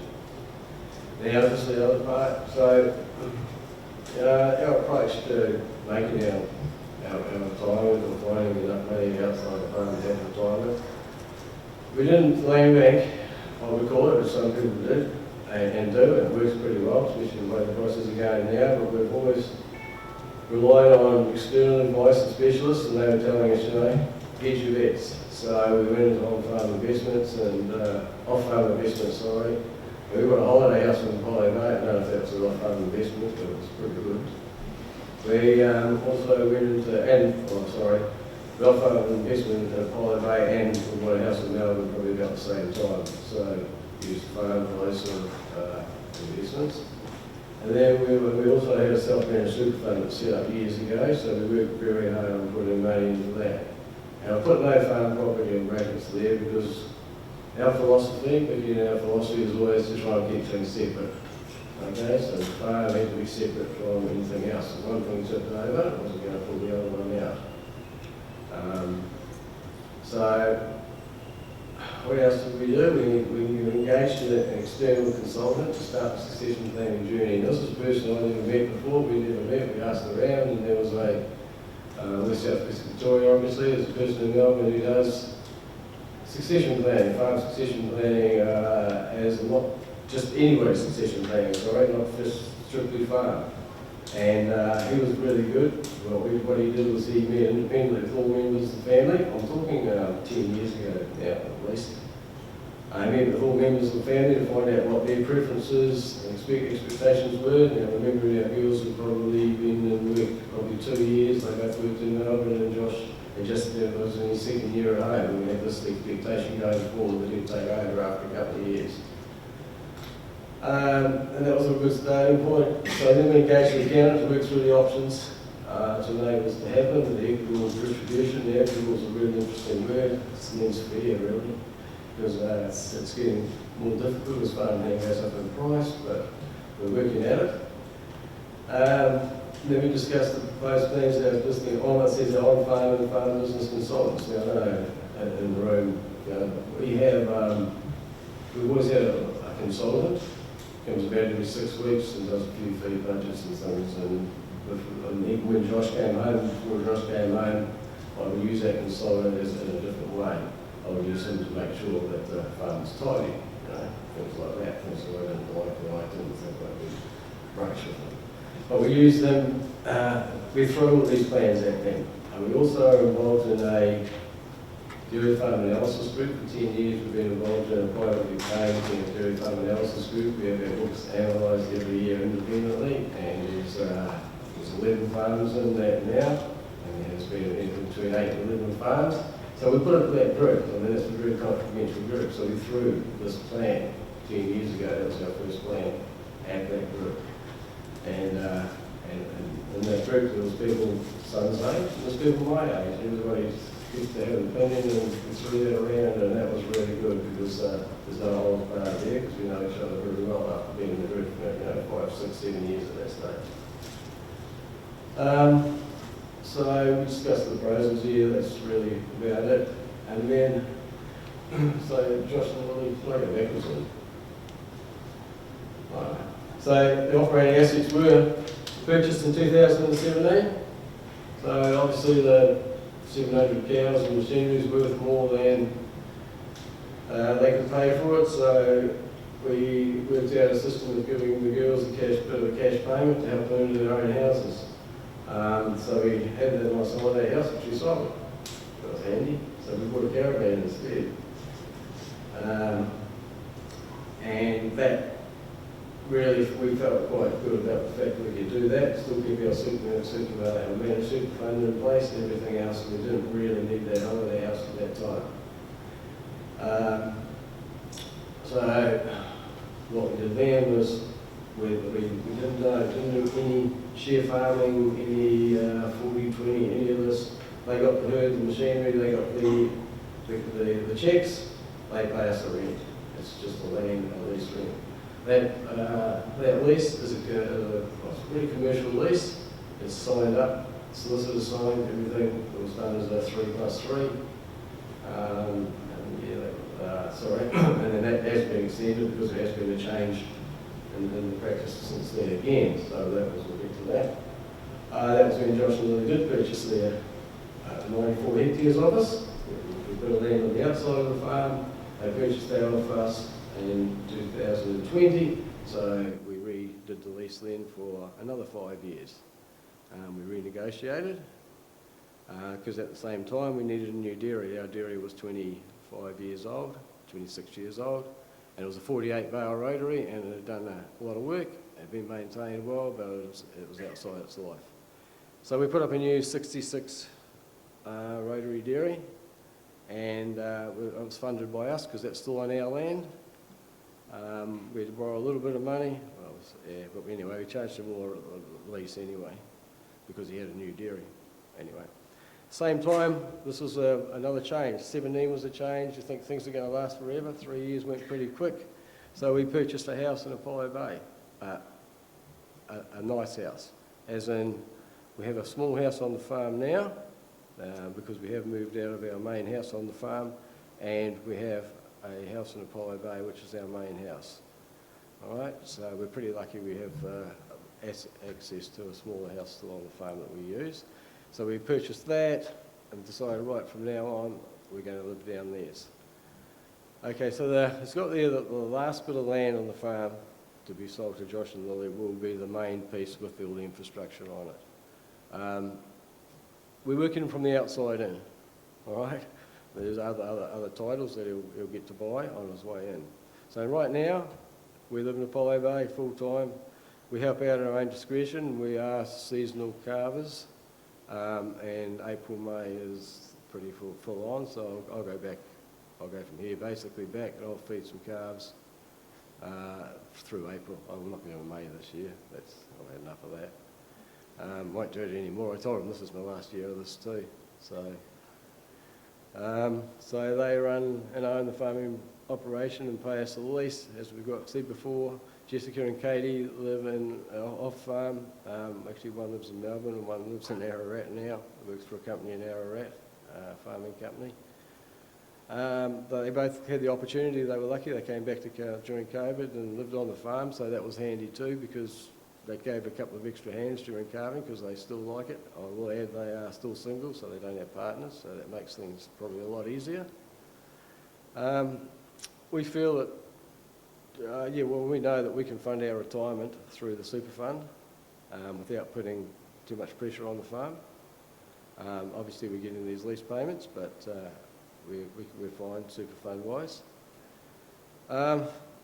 Josh and Lily have been given the opportunity to run a good business, and it is a good business. I think farming is a really good business. I've never been a knocker of farming, I can tell you.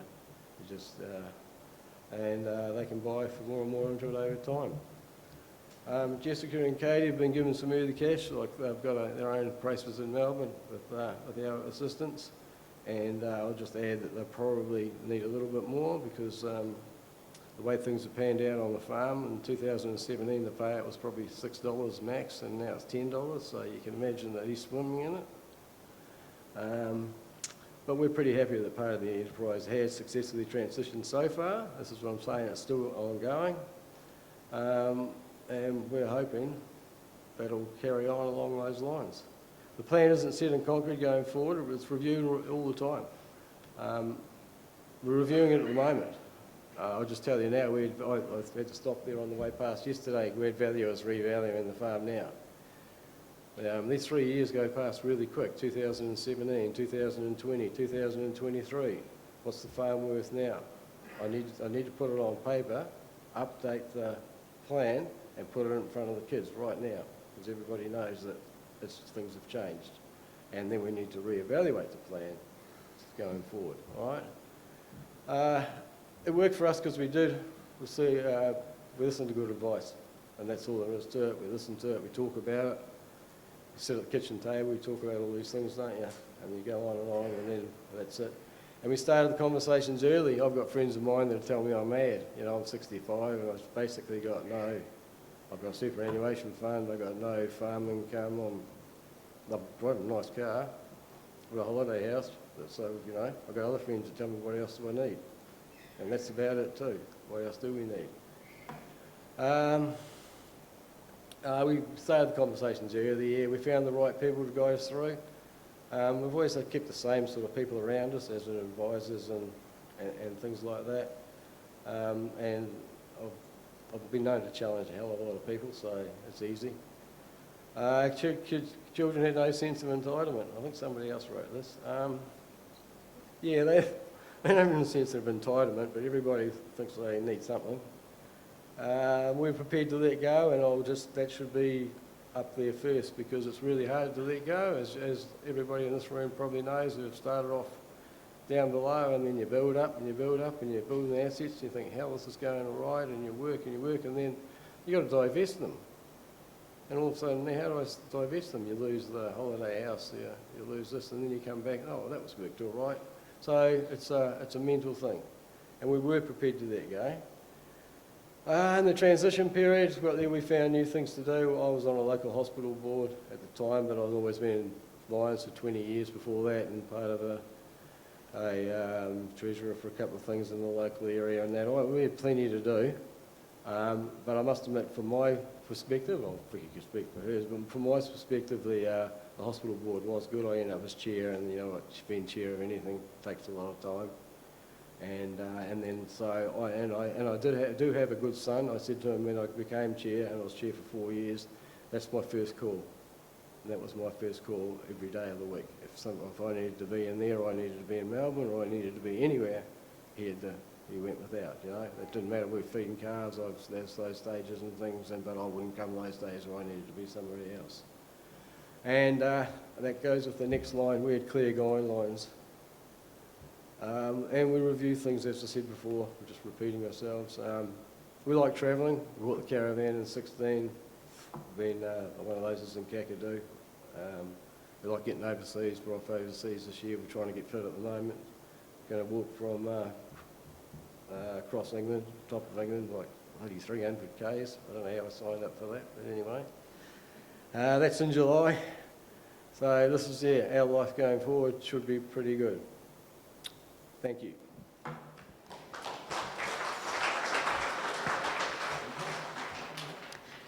Thanks, Barry and Vicky. I really appreciate that, and I'm sure everyone appreciates the insight you guys have provided. So I'm going to invite you now to have a seat with us, or with me, if that's okay.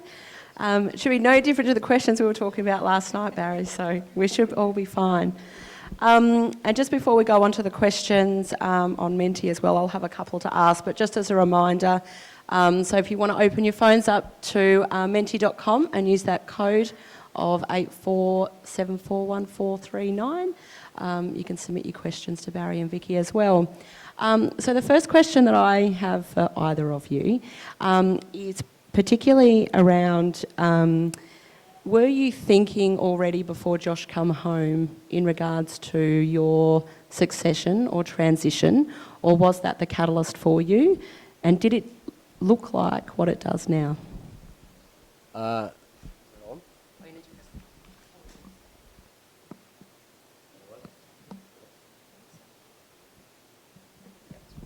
It should be going? Yeah, sorry.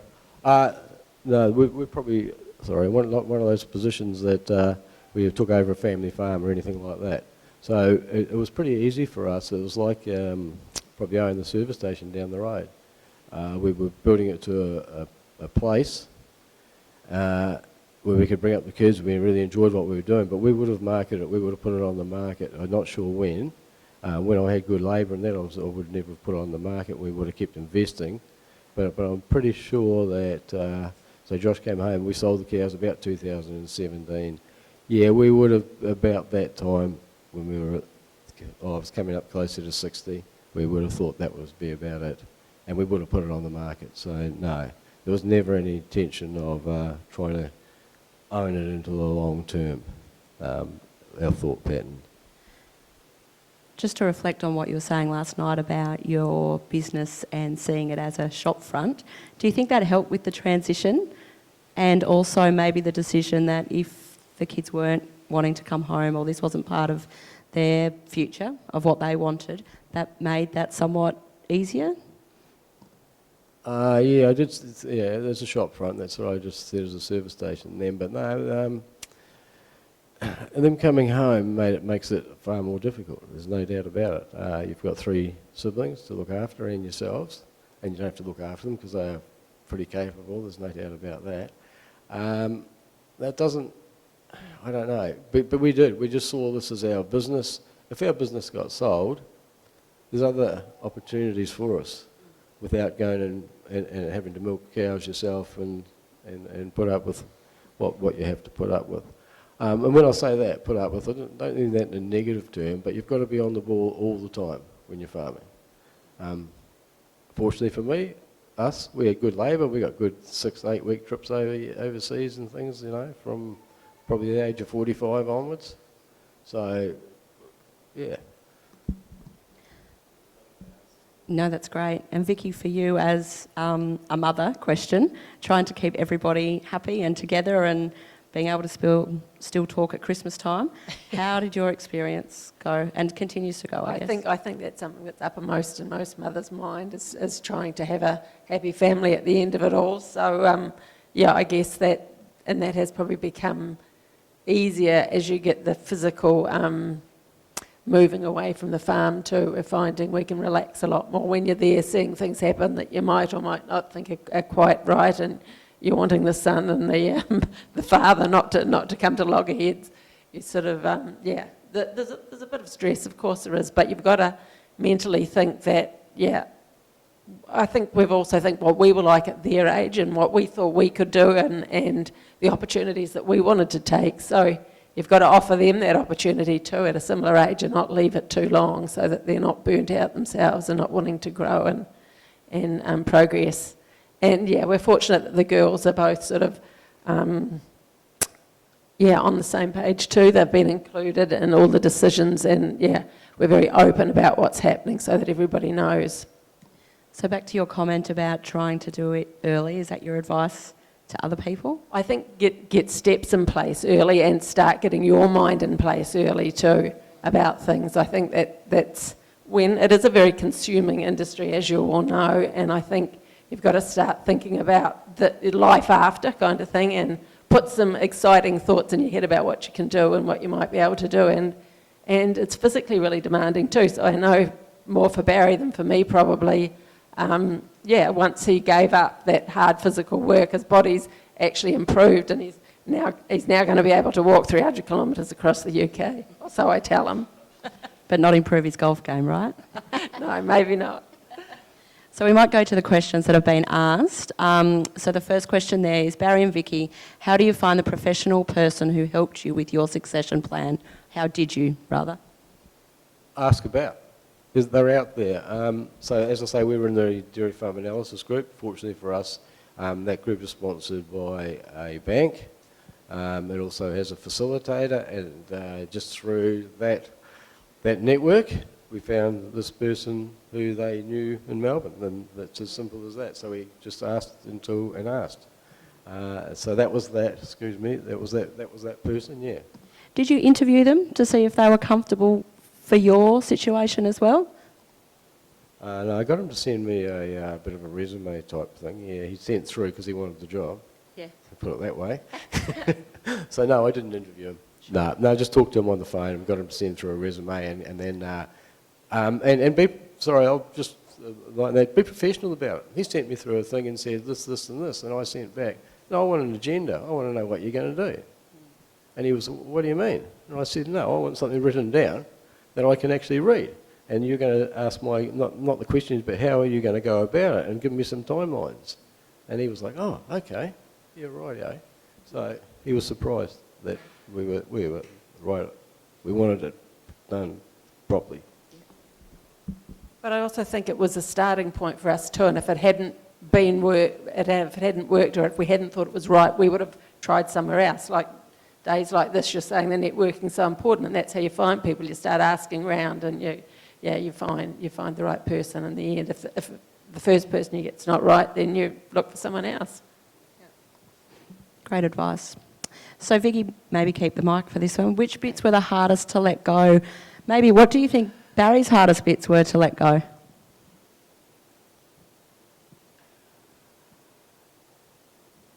Oh, that's a tricky one.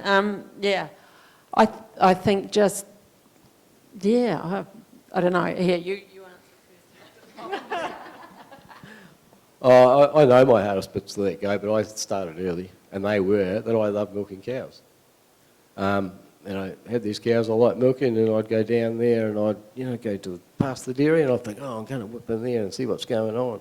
And I thought, oh shit, no, they'll think I'm nosing again. So I do the old circle and go back again, get out of the way, hop on a tractor and go and do something else, which was like nothing. So yeah, getting rid of the herd, because the herd was what makes the money, what we built up from nothing. And it's a nice crossbred herd, and that made the money. So.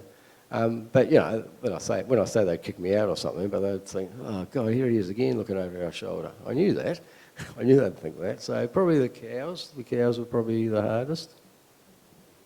Yeah, mine's totally different, I'd have to say. For me, it was, I guess, building the business, the excitement of sort of, growing your wealth, being able to do that, and all of a sudden that sort of comes to an end, and as Barry says, you're starting to divest things and hand them over. So for me, life was sort of building that up, and that was excitement. What can we do next? Can we build it? Can we buy an investment property? Can we, do something else? And then all of a sudden that comes to an end, unfortunately. But as I say, that is a mindset thing, and now I think how lucky I am to be able to have the freedom to go places and do things. So you can't have it both ways.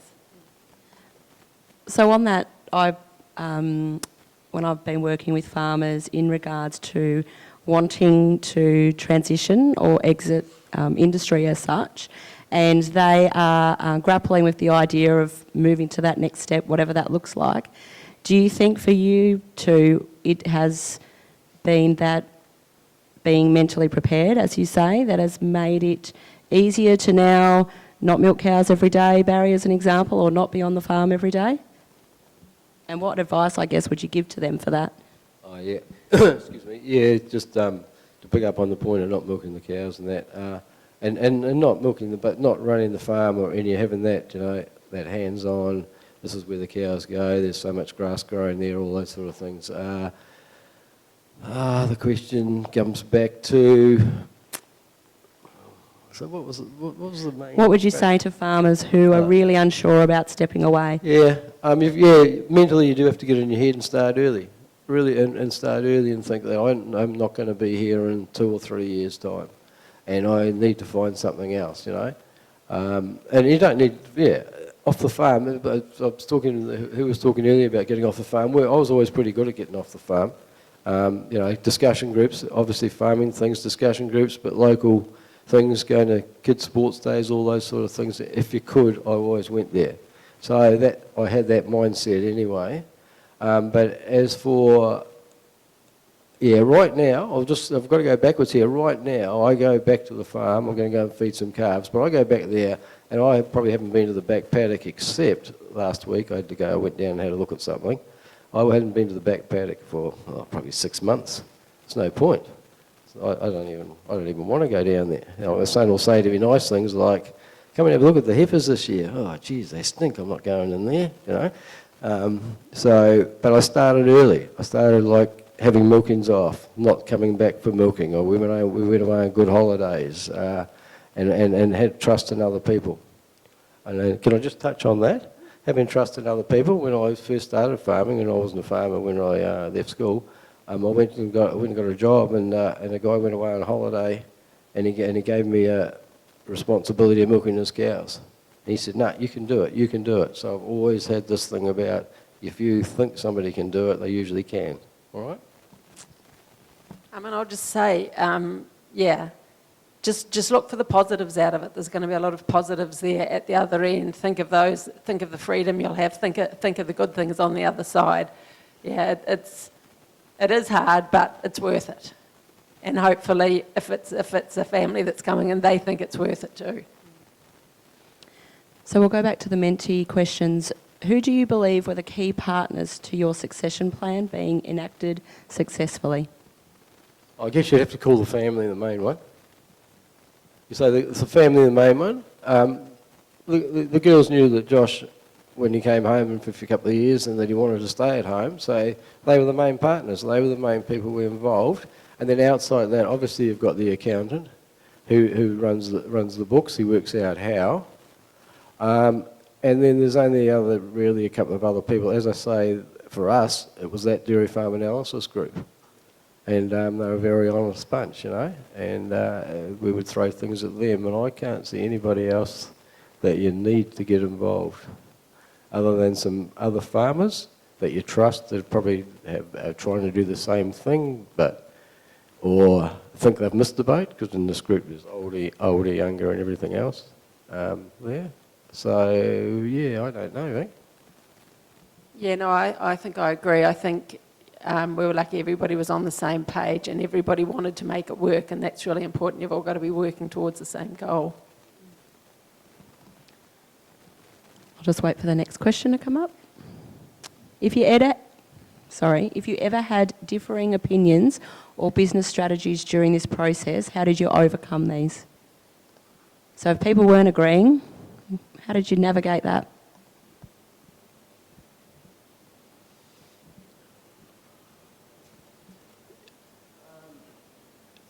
Yeah, I'm just trying to think of an example, because examples are best. We didn't really have any differing opinions, because the differing opinions didn't really come in to fore, because we involved the person at the first place, I believe, to question our three children, and us individually. They didn't question us together either. Us individually, and do up a spreadsheet of what everybody thought. And then at our first meeting, after with that, he moulded it all out, as in say, this is what you think, why do you think that, and why do you think that? And so we came to a consensus. Right, so we only ever had 2 meetings with this person too. We probably should have carried on and had a couple more, because they were good.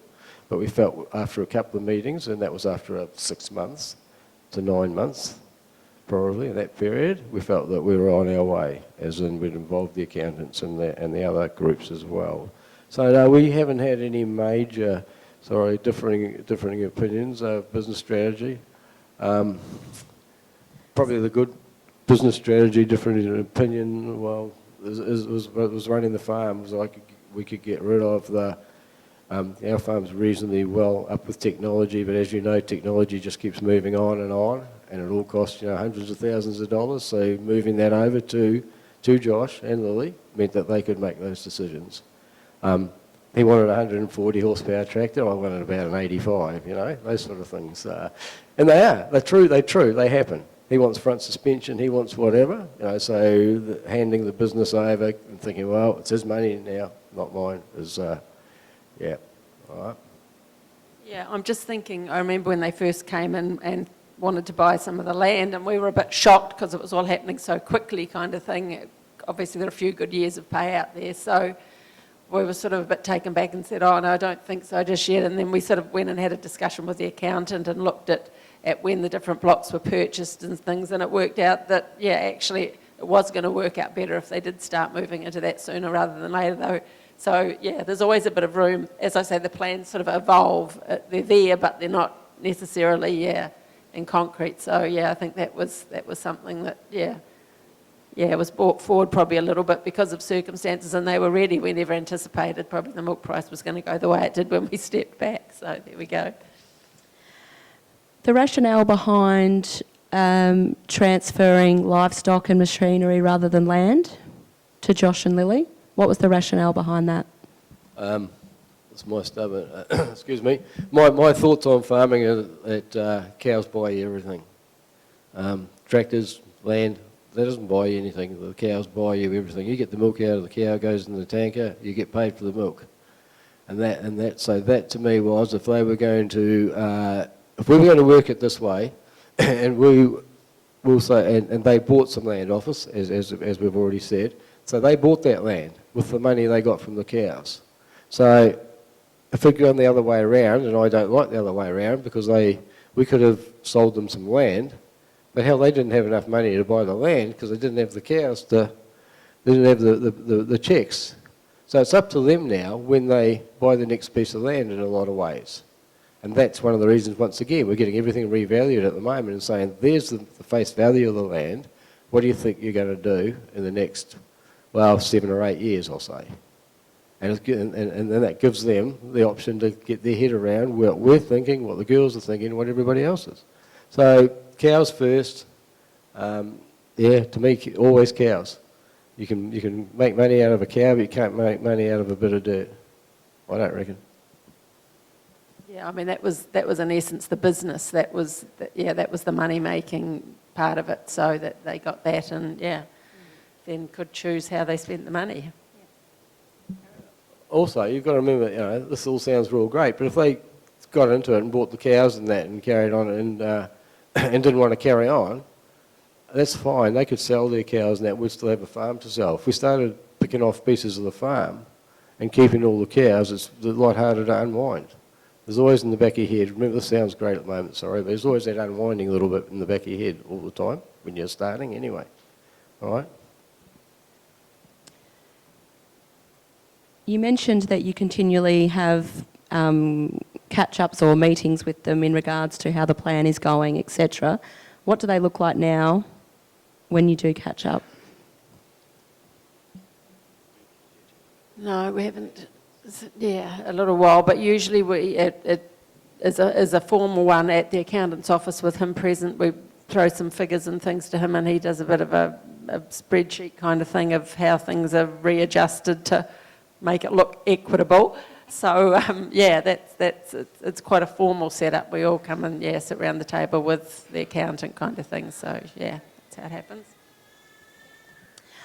So another question, so some feedback, great to hear successful succession planning, but as land and capital values have gone up throughout the journey, did this increase rent, lease payments, or locked in the contract period for a period of time? Yeah, thanks for that. No, it will do. We put in a 5-year lease because I thought, okay, we'll give them 5 years to get themselves settled, 5-year lease, flat price. And as I said, after 3 years, we just decided to build a new dairy and sell them some land. So we redid the lease then, and we renegotiated the lease then, and we put it up a little bit then. So as capital values have gone up a hell of a lot since then. No, it's a pretty decent sort of lease. We've got water, and I'll tell you the number. It's $400 an acre, so it's enough. So he has 700 megs of water and the irrigation in the houses and everything like that. But he maintains it all, so we don't maintain anything. We've put a little bit of capital, obviously a lot of capital into a dairy, but other than that, yeah. They're telling me it should be 500 now. I've got friends that are telling me all sorts of things, but yeah. Sorry, yeah, we locked the lease in, and I think that's fair. So we've leased land before, and we've always had 3x3s or 5x whatevers and all the rest of it. So it's fair to give them that thing. And so I was not going to say we don't need any more money, do you know? Not a hell of a lot more. All right. Something else I was just thinking too, with this whole the Riverbank Farming Trust entity, that was set up a few years prior. So we trialled the system while we were all still involved. So we knew that it was a economically sustainable system for them to take over. And that was obviously at lesser payouts for those couple of years beforehand. So yeah, it was, as I say, it was prior planning. We put this all into place and then trialled it for a couple of years to make sure it was going to work when they stepped in. I think we've probably got time for maybe a couple more questions. Yep, one more. Oh, is there any from the floor at the moment? Otherwise we'll keep going with Menti. So when updating the dairy, why did you decide a new rotary and not more towards robots? Do you regret not going robots? Good question. I thought robots would be far more advanced by now. If you'd asked me 10 years ago, I would have said building a dairy now would put robots in, but I feel, this is my own opinion, is that the lack of money in the industry over the last, well, not the last 3 or 4 years, but in that period slowed down that advancement of robots. No, I don't. Our system, the low-cost system, doesn't lend itself to robots. We'd have to, yeah. So let's put it that way. Our farm doesn't really lend itself to robots, and our system would have to change too much. Now, that wasn't as much Josh's decision as mine. When I mentioned robots to him, and he loves technology, I can tell you, he was, no, we're not ready for it yet. So he was quite happy for us to build a rotary. There's as you probably know, there's a really good one going up in southwest Victoria now, rotary with robots on it and that. And, I'm hoping they'll be able to adapt that to ours in 5 years' time, something like that.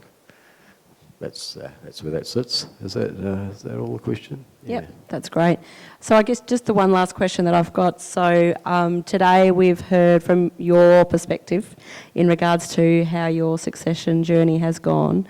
For that next generation or the younger people who are sitting here thinking, well, that's all great, but my parents aren't as great as these two people on stage and aren't really open yet to having these discussions. What do you say to them? I thought you were going to say you wanted to have the next generation sitting beside us and get their opinion of how it was all working. It would be great. Maybe they might say different. Be patient, I guess, but start asking a few non-confrontational questions and just try. Maybe discussion groups, things like that, are a good forum where there's other people around to bring up the issue, and or maybe you can preset some questions for somebody else to ask at the discussion group if you don't want to be the one that's asking the questions. But and say what you've heard today, perhaps that starting soon is better. It doesn't mean that it all has to happen instantly, but just starting the discussion's important.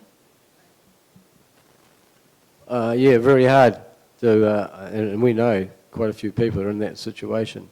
And people of our age or just slightly younger than us, we don't have to throw a stone very far from our home farm to see so many mix-ups. And, some of them are very expensive, and they lose their farms. So, I'm not like Vicky. She's, very nice and quiet and just, I'm like, I'd just front it and say, I'm not going to take this over when I'm 60 because I'll end up selling it. Can you help me out now? What can we do now? Because that seems to be what the plan is of younger people sitting in the room, and there's lots of you, which is great. About 45, I reckon, 45 to 48 to 50 is when you start burning out a little bit, maybe. So if you can get yourselves in the family situation and talking to your parents in your late 20s, early 30s is really good, and obviously make them realise that they've got a life too. There's a life for both of us on this farm. All right? I think that's a perfect way to wrap up. Apologies for the questions that we didn't get to, but I'm sure we can have a look at those and come back to people as well. We're going to be around for the rest of the day and this evening, so if anybody wants to come and just talk to us personally, that's fine. Thank you so much for your time and coming over and sharing your story. Appreciate it. Please give them a hand.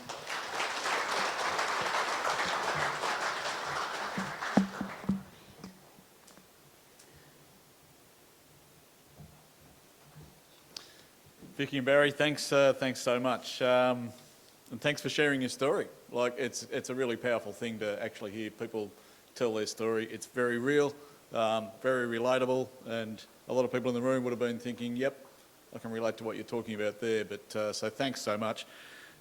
The words I kept hearing were trust. Vicky, you mentioned a few times everyone being on the same page, how important that is. So for me, that means you actually need a page to be on. So that's part of that journey there. Get support and advice. That's something you've done, and look for the good outcomes for you and your family. And it sounded like to me it was an overnight success, about 10 years in the making, I reckon. So it takes time, and that's the other message I heard from you guys today.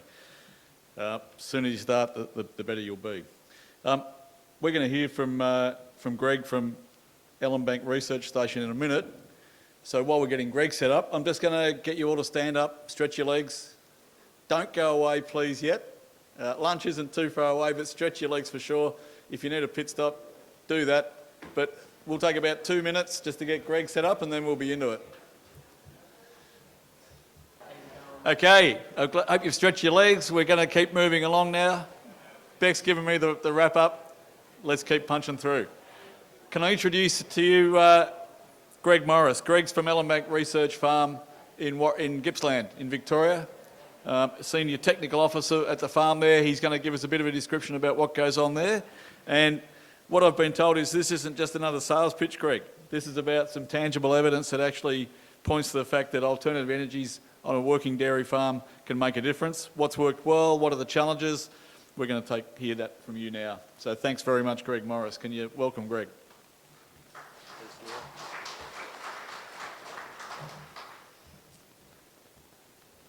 Afternoon, everyone. I'm the Senior Technical Officer and Farm Manager at the Ellenbank Research Farm. So I'm pretty sick of doing both the jobs at the moment. So if anyone wants a job as a farm manager, come and see me, and it's a pretty relaxed place. So, Yeah, so the smart farm, or the Elmbank Smart Farm, is a part of a big group of farms that we look at demonstrating and conducting research for both Dairy Australia and for the commercial parties and for Agriculture Victoria. The farm's located in Elmbank. That's about an hour and a half east of Melbourne. And as mentioned, is a part of this whole group of farms that look at different ag entities and looking at doing that research on their behalf. The main part of the aim of the farm is to provide research-ready resources. So the farm supports about 12 scientists that are based on the farm, and my role there is to coordinate the commercial as well as the research requirements of the farm. So ensuring our cows, the pastures and all the activities that we do on farm at any time are ready for the researchers to come in and apply that research and make it practical to the industry, I suppose. The farm's about 220 hectares in size. That includes 50 hectares of support area. There's not a lot of irrigation, about 20 hectares of effluent we can put out, so relying basically on rainfall. We milk 450 spring calving cows, all Friesian Holstein cows. We don't run any replacement stock. That's all contract reared and off farm. Milk production's pretty good or comparable for a farm this size, and again that's the relevance of that for the research side of things. Pasture-based diet, as mentioned, and everyone always asks what sort of dairy it is, so it's a 25-a-side rapid exit dairy.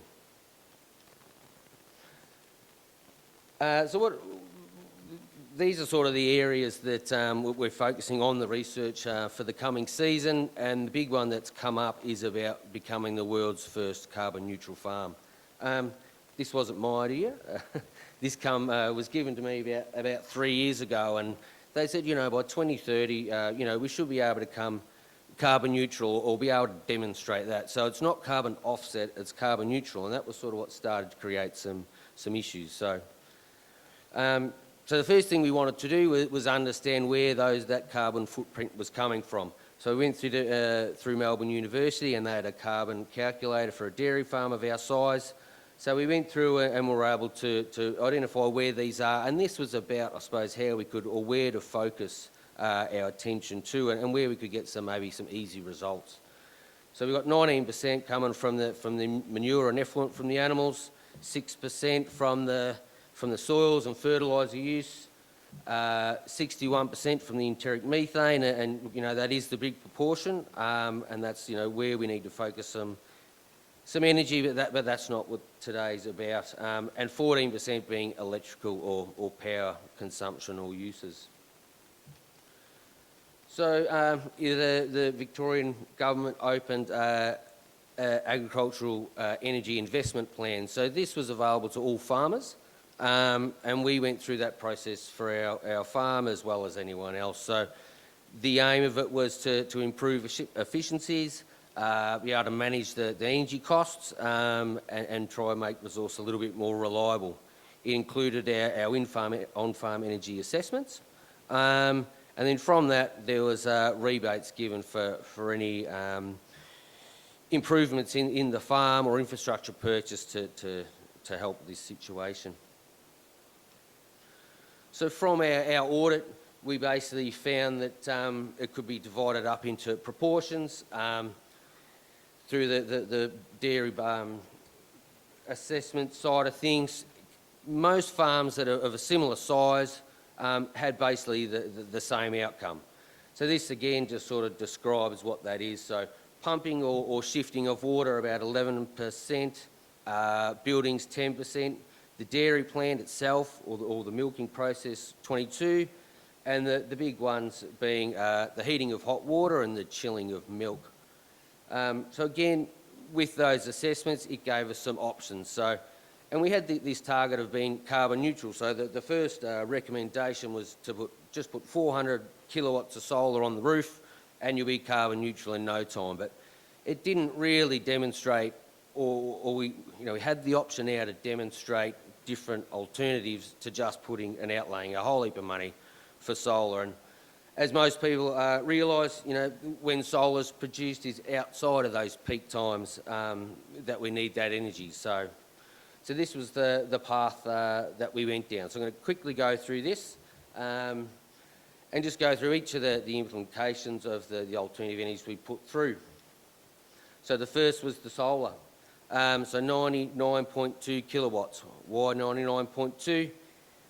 If we were to go over 100 kilowatts, we were considered an energy supplier, and you couldn't claim any rebates prior to adjust the price of the goods to start with.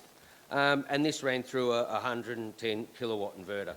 So this system supplies about 50% of our power on the farm, and that's varying from being 15% to 99% between the winter and the summer periods. To compensate or again to probably make this work better for us, and then we've got here, what the payback periods we found have been on this system. So about 10 years. So that was what was suggested through the plan, and we have found through taking these recordings ourselves that it was actually true, which I was happy with. We coupled a 100 kilowatt lithium ion battery. So again, there was not a lot of understanding on how batteries would suit the dairy system. It's not providing off-grid power, it's only to provide backup, but also to try and store some of that excess power and use it during our peak periods. This battery, as I said, is a modular system. It can be added to quite simply. And basically how it works is it will cycle once or twice a day, depending on the solar output, but it does use off-peak power to charge that at the same time. And the other one was zinc bromide batteries. So the zinc bromide batteries, again, were not really known to the industry. There were some issues around whether they would be suitable, so we took the opportunity to use one of these. So this is the payback period and what those batteries provide. So we're looking at about 12 years. That was about the estimate when we purchased it, what we would get out of this system. The zinc bromide battery, it was coupled to a solar pumping station, so the farm is gravity fed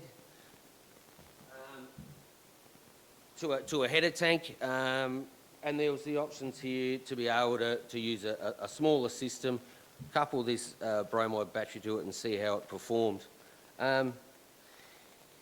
It's performed relatively well.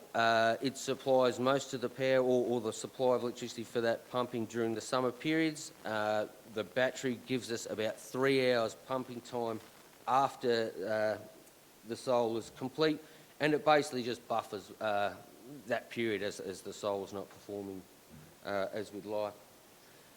So the next interesting one was the turbines, the wind turbines. So again, when this come about, I thought, everyone uses wind turbines. I heard about them. They're freely available. That wasn't the case. So we decided to go with two different versions of the turbine. So the vertical and the horizontal. Obviously, it's only talking about the direction of the blades. So they were both 3 kilowatt systems, and they were really were just about being able to demonstrate their use on farms. So a big part of it was trying to basically go through and assess our wind requirements. So as much as we thought putting it on the top of the hill, which we'll see shortly, was the best idea to get the most use out of these wind turbines, it wasn't the case.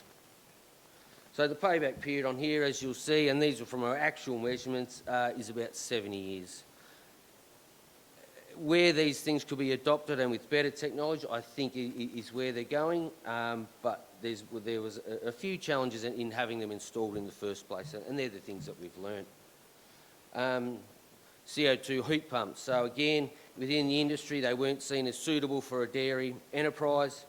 We took the opportunity to put one in. We had to replace some old hot water services anyway. It took about a week and a half, 2 weeks to make alterations to this system. It wasn't a buy off the shelf and plug and play system. And it was really, we really had to understand our dairy and our systems and our requirements to make it work for us. And now that it has, and we have got it operational, it's basically providing hot water for free because we've been able to couple it to the solar and the battery system. But in saying that, it's reduced the requirement there for hot water by about 2/3. The next part of the demonstration was pumped hydro. Again, it was a demonstration. You can see what the system is there. It's 2 tanks, one at the top of the hill, one at the bottom. Uses a solar pump to pump the water up in the morning or through the day, and then a valve's turned when that's full, and it sends that water back down the same pipeline and turns the pump backwards and turns a turbine, and it creates about 3 kilo of electricity for about a 6-hour interval. The payback period you'll find very interesting, 108 years. So, but again, what it was about, and why I mentioned the gravity-fed system is the idea is that we put these turbines in inline water systems that are already travelling water past. Can they supply pumps or areas that have got to transfer water up hills? So, and then there was a whole other series of small additions to the dairy. The dairy is 25 years old, so things like VSD pumps for vacuums and milk pumps, compact chillers. You know, we're now delivering milk to 4 degrees to the vat rather than about 22. And then the options of using heat recovery water storage or preheating that water before we needed to go into an electrical system. But heat recovery water storage and CO2 heat pumps don't work well together. So the next part is about lessons learnt, and this was, I think, what I really wanted to talk to you all about. And it's lessons or things that I didn't sort of imagine I'd have to work out for myself prior to installing some of this gear. So be aware of your peak milk productions, not only during the day, but through your seasonal variations. Your hot water requirements, do these change with calving seasons, with different times of the year? Your cooling systems, again, that probably relates more to the peak production, and how you integrate, chiller or dual plate coolers themselves. Your water requirements, so take into account what your cows require, whether it's summer and whether it's winter. At the moment, we've got some issues with water because our effluent systems are low. We're having to resort to creek water, so our pumping requirements are almost double. Think about your future requirements, design systems or areas that take into account what infrastructure you may be putting in now or planning to do. Think about your existing infrastructure, so are buildings and so forth suitable for large increases in infrastructure. Think about your underground infrastructure. Things get pretty costly when you run trenches through areas that you don't know what's in there. Existing backup supplies, they can create issues with the use of inverters, so make sure you take these into account. And again, as I mentioned, make sure, don't be sure or think that a battery is going to supply all the power you need when there's no supply. And another big one was network coverage. I know at the farm the network coverage is pretty crappy, and all of these rely on some form of app or cloud server network it needs to link to be able to look at that data, I suppose. And environmental considerations. So we spoke about wind and how these variations, so just looking at your local bureau and what the wind patterns may be there are obviously very different to within people's different farms. So this was just a quick video on to show why this is important. So on the left is one of our wind turbine about 4 days after it was installed. So we had so the wind speeds or gusts there were reached about 104 kilometres an hour. The braking system on that version wasn't rated to that. We'd never experienced those or measured those. It was a one-off storm. Like, we knew they happened, but how regularly it would. So on the right here is our replacement, which the manufacturer gladly come and you use it as a learning experience as well. This has some different features. It has different braking mechanisms, but it's all a part of these are things you need to take into account. The vertical, again, we on the right there, sorry, whether it was the same storm or windstorm, the tips actually flexed and hit the upright it's connected to and chipped them off. So they were repaired, they were strengthened, and it ran well for about 2.5 years. Until about 3 weeks ago, and this is what I found when I drove into work. So one of these had fallen off, and I'll get to that, and it was a maintenance issue that we didn't take into account. So again, we're looking at hoping the manufacturer will help us replace that. And just other things. Something always goes wrong. There's always something going wrong. So don't think it's a simple thing that you can just turn up. So this is the pumped hydro set up with obviously their head pressure coming backwards and trying to restrict flow through a generator. Some PVC pipe gluing fittings there didn't hold up. So yeah, understand your equipment specifications. There are differences. Be clear on what they are and what are suited to your system. Beware of door-to-door salesmen, people calling to sell you your systems that are good for residential, won't know what to do in a detailed dairy format or any farm. Service requirements, as you know, very important because you'll valid or void warranties in our similar situation to us. Power during outages, so again, I've mentioned this a couple of times, but how large generators and alternative energies link in with each other can often require some telemetry. OH&S and working at heights, our installation being government property for the solar cost $35,000 extra because we had to put fail-safes on roofs.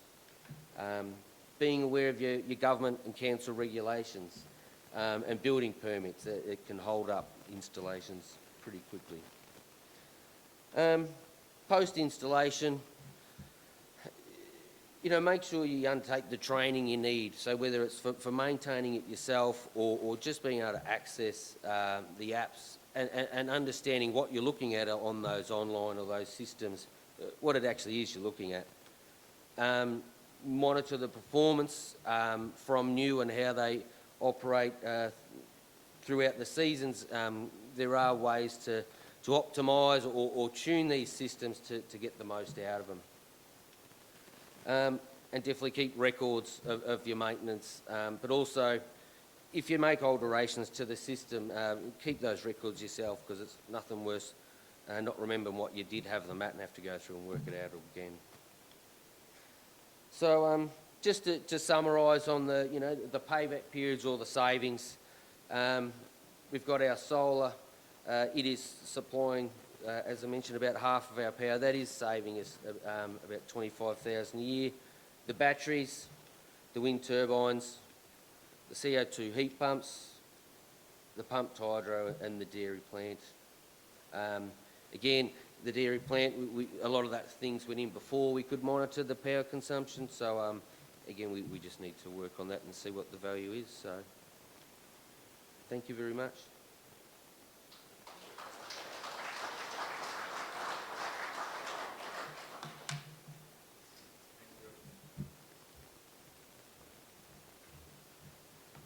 Thanks very much, Greg. I haven't seen any questions come up through here. Has anyone got anything from the floor they'd like to just ask? Yep, down the front.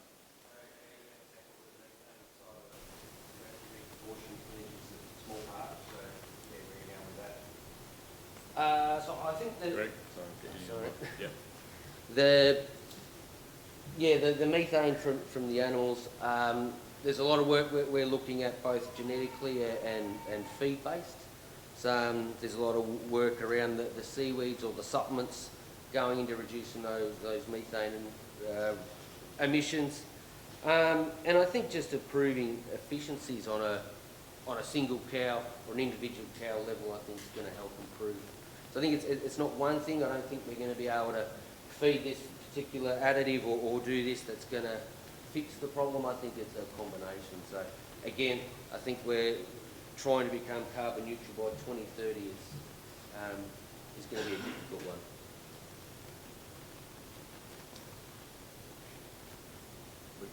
Sorry, I was just interested to know how noisy was that wind tower? It actually looks noisy, but was it noisy? Like the expression, right? So the H frame or the vertical is almost silent, as opposed to the horizontal. Yeah.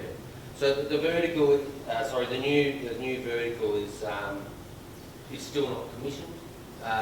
It's only been replaced in the last month.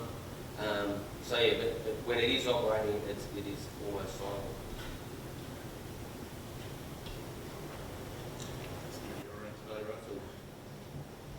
Thanks heaps, Greg. Can we give a round of applause, please? And Greg will be here today, of course, so if you've got any questions that you want to quiz him about, feel free to. And I think that was really good because I think it reminded me that, I mean, this is what we rely on research for. It would be a silly day where we thought, why don't you all go and put a wind turbine on and see how it goes, right? So research actually does this. The other thing it reminded me of is we have to be prepared for research to fail. In fact, there are times when it does. So I saw some wins, I saw some misses there, and that's a good result from a research point of view, I reckon. So really good, Greg. Thanks for bringing it to us, and yeah, things going on over there. And good luck with the challenge. Thank you. I'm just going to introduce straight to Rick Blattergow now. So Rick, I don't need to say too much about you, I don't think, other than for anyone who doesn't know, South Australian dairy farmer who is the president of the Australian Dairy Farmers, which is the peak advocacy body in Australia. So straight over to you, Rick.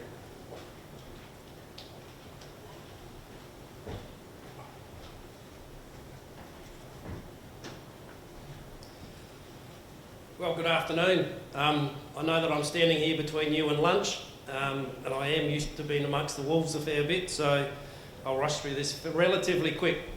So really what I'm here today is just to give you an update about Australian dairy farmers and sort of what we've been up to and a bit about Australian dairy farmers. So, first of all, this is the 6 things I'm going to try and cover in 5 minutes. So good luck and strap yourselves in.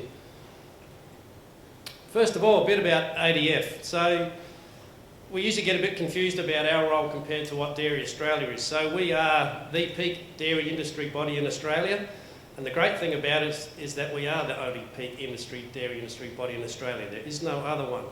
When it comes to dealing with government, that is a win, because they want to hear from one head, they don't want to hear from multiple, because as soon as they hear from multiple, they sweep it under the carpet and say, come back when you're all on the same page. So our role is basically advocacy, policy, and agri-political activity, of course, but we also have legislative role as well. And so, as you see there, we have the Dairy Services Levy Poll that was run or concluded last year, so we actually have to be part of that under legislation. We have to be consulted on it, part of the organising committee, etc., and part of the actual committee itself that ran that.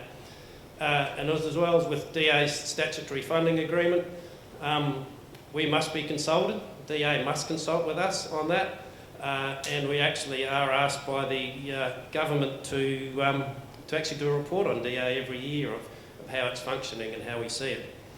So ADF itself, we're made up of 5 board members. 4 of them are farmers, 1 of them is an independent. We have 6 state dairy farming organisations such as SADA that are our members, as well as you can be a direct member. We run a national council who is our policy group, and then we have 3 policy advisory groups that sit under that have headings to what they actually do, and they're basically farmer represented, as well as we have Dairy Australia sit on those as well for those key topics as well. They are involved in that. We have 3.5 staff, and we had a brand new CEO start last November in Steve Sheridan.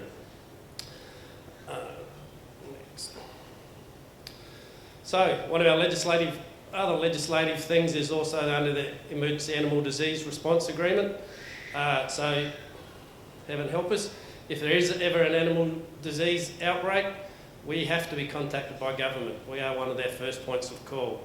And when that happens, we actually have to then be sitting in a room somewhere, and we are the ones that the government comes to and says, okay, who's your dairy reps, what's happening in an area, how are you going to deal with it, and we provide all that information back to government exactly how that's going to happen. As well as that, we work with Animal Health Australia, who I only met with just the other week, and things like recategorising emergency animal diseases. So exactly, we have to be involved in all meetings and communication, etc., involved in that. Of course, engagement and advocacy. We try to keep fairly busy and try to get out there amongst the people as much as possible. This year, or we did last year as well, we sponsored the Dairy Industry Leaders Breakfast at International Dairy Week, which I did actually get to attend. So we had Senator Linda White attended that one, Brent Smith from DAF Biosecurity and Justin Toohey were all speakers, and basically on biosecurity. Linda White actually sat on the biosecurity Senate inquiry team, so it was good to have her come along, and that's where we also learnt the value of having one voice to government, because we got a lot of value out of that one. We attend state conferences like SADA Policy Forum, VFF UDV Conference, New South Wales Dairy Committee regional meetings, the WAF Conference, WAF Dairy Conference, and I see that we've also got Australian Dairy Farmer as a sponsor today. So we have 4 pages in that in every Dairy Farmer magazine on industry issues that we're a part of. We run Facebook, Twitter, LinkedIn social sites where we try to keep everybody up to date as much as possible. We've just started a new newsletter, so if you remember, you should have received your second one already by now. Just purely for a way to get out what we're actually doing, because we get asked, what do you do? Why would I want to be part of it? What's the point of advocacy? So we're certainly trying to get that out there of all the stuff we do. And of course, one of our biggest priorities is working with government. I just came back from France last week, and it's interesting, I talk about the carrot and stick approach, and I felt over in France there was a fair bit of stick going on and not a lot of carrot. So I sort of said to their Minister for Trade, you guys need to change how you operate. Here I want to work with government. I want the carrot approach. We want to bring our farmers along when you want to achieve something. We want to actually have a carrot to help them get there. We don't want the stick to tell them how they're going to do it and how quickly it's going to happen. We want to have a working relationship with government. So French have a lot to learn. Federal election was last year. So we had one message, 3 key breakout areas and multiple actions in that. We released this in Christmas in 2021, so we came out really early and got a lot of traction on that from government and worked with both the opposition and, well, they were the opposition, now they're in government, so as well as the government is now in opposition. So, but I'll cover that as to what we did achieve. Workforce, you see there we had the Dairy Industry Labour Agreement. Visa processing, we did actually have, which we've lost it, and then we were a priority for getting visa applications through. We actually had a direct link into someone. The government's actually now done a review and we've actually lost our priority in that. The pensioner and veteran workforce participation, we actually backed Seniors Australia for the Let Seniors Work campaign. We had a slight win but not a huge win in that department, which is really disappointing given we have a real labour issue. Had the Job Summit and the White Paper with the Minister Watt Roundtable. We actually had a win there with the Minister on, he's actually got a workforce group, and we were one of 4 organisations or 4 industries that were actually asked to actually put a person onto that group, which is actually Anne Gardner out of Northern Vic. Biosecurity. So I could ask you right now, if you put your hands up, everyone who's got a biosecurity plan for their farm, who's actually got one? Oh God. All right. You better all get on the Dairy Australia website and start putting it together. Everybody needs a biosecurity plan for their farm. How many of you got a biosecurity sign on your front gate? That's looking better. Right. That's a start. And dare I say, how many of the service providers here actually have a biosecurity plan for when they're going on the farms? A few of them? Good. Because it was actually very interesting when I sat in a program. It actually wasn't so much the farmers that weren't aware, it was actually the service providers who were actually going on the farms who actually didn't even have shoe cleaning or boot cleaning facilities on their cars, so in their cars for their staff. So look, please do a biosecurity plan. We're not out of the woods yet. 12 months ago it was like, you know what, hit the fan. So, but we've been really involved in that, and even in things, because dairy's a bit unique in how it operates, originally you wouldn't be able to shift cattle across the road to back to, say, the home property or whatever. So we've actually got some agreement now right around the country that we'll be able to shift cattle back across the road. But all these things you now need to be starting to take notice of. So we've been very involved in everything that's going on. The Red Meat Advisory Group, we were involved in that, well involved in those as well. We put a submission to Canberra on the biosecurity plan, which we were really good in arguing about getting more dogs in airports, etc. for screening. We want to recategorise lumpy skin disease from 50-50 to a Cat 2 of 80-20. So the 50-50 meant 50% government, 50% industry if there's an outbreak.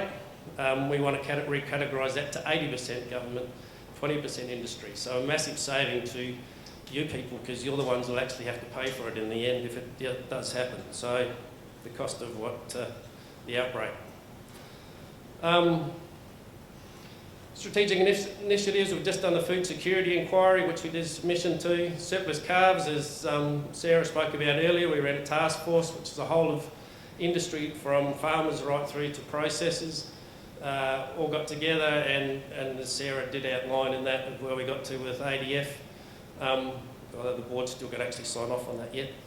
ADIC Sustainability Framework, you've seen this one before. This is something that the whole of industry should be really, really proud of, is this 10 years. So the dairy industry was actually the first in the world, the Australian dairy industry, to actually put together a sustainability framework. So, and that's the 10-year report. So, and yeah, we're still working that with ADIC, so it's still ongoing. Traceability guidelines and supply chain technology, obviously SADA have been very part of that as well. We've got a program running on that as well. To keep that rolling along, and that gets over my head, some of that talk. Outcomes from federal budget, as I mentioned, we had the biosecurity, where we got 134.1 million over 4 years towards biosecurity. Biosecurity had been really let go by the previous government. The new government actually has got a grasp of it. 62 million into supporting energy efficient equipment upgrades. You've probably just seen that grant come out, and hopefully, I'm hoping a few of you have got it, because it was basically exhausted in 6 days in South Australia. That's how quickly it got taken up. I missed out, shouldn't have been overseas. And then $4.5 billion towards the urea plant. We had to fight a bit to actually get that one through. 20 million towards drought preparedness, and 8 million towards commercialisation of seaweed, which we've just heard about that as well. And in terms of Murray-Darling, we've just set up a subcommittee now, which involves 2 Northern Victorian, 1 New South Wales, 1 South Australian in Andrew Curtis, and a processor. So we want to go into the next Murray-Darling Basin Plan review with a whole of industry approach from dairy. We don't want to be scattered like we were last time. So I've been certainly pushing that. Let's get dairy, one voice, one opinion, and we go to government with that. So, and those guys are certainly focused on achieving that. That was our election policy scorecard. So 20 we got tick to what we asked for, 11 possibilities and 7 that we didn't really win on. These are just quick ones. This is how we actually look through our policy, just to show how we do it with our scorecard. Returns on investment, so this pretty much speaks for itself what we've been trying to achieve. FMD preparedness, GI campaign, we've been very vocal on GI campaign, and obviously I went to France with a bit of a view of tell me why it should happen, and I still haven't actually come back with why.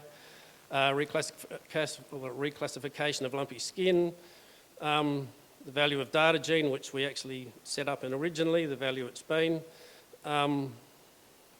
dairy code, election policy, end of dollar milk, they're all big wins that we've managed to achieve as well.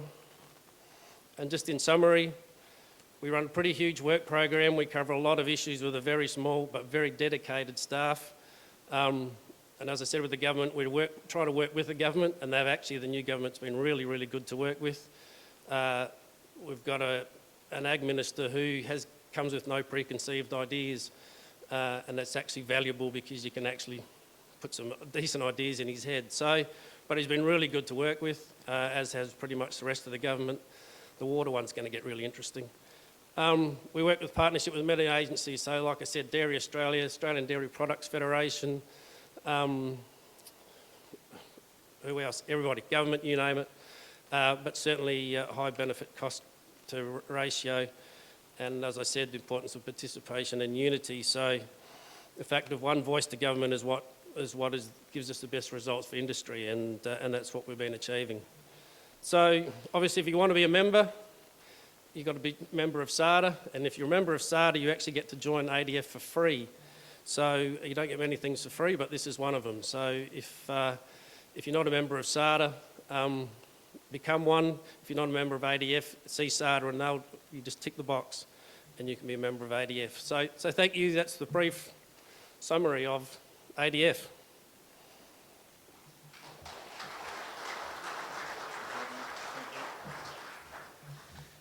Yeah, good effort, Rick. It's pretty hard to compress all of that into 5 minutes, right? So, but yeah. And Rick, are you here tonight as well? Yeah, so around all day here tonight, clearly open for the chat with anybody about anything. So that's a real bonus. So that's the morning session, people. And so thanks to Alltech Cleanit for supporting this morning session. Really appreciated. We are about to head for lunch, which everyone will be ready for, I know. And that's actually sponsored by the team at GEA Farm Technologies, and they are located outside. So while you've got something to eat, keep heading through, catch up with them out there. They're all about technology solutions, robots, conventional milking systems and automatic systems, and all sorts of infrastructure. So check out the team there. And if you're having a flavoured milk, it'll be the Flurio milk company that's provided that. You'll hear from me at 1:30. We'll see you back here then. Thanks very much.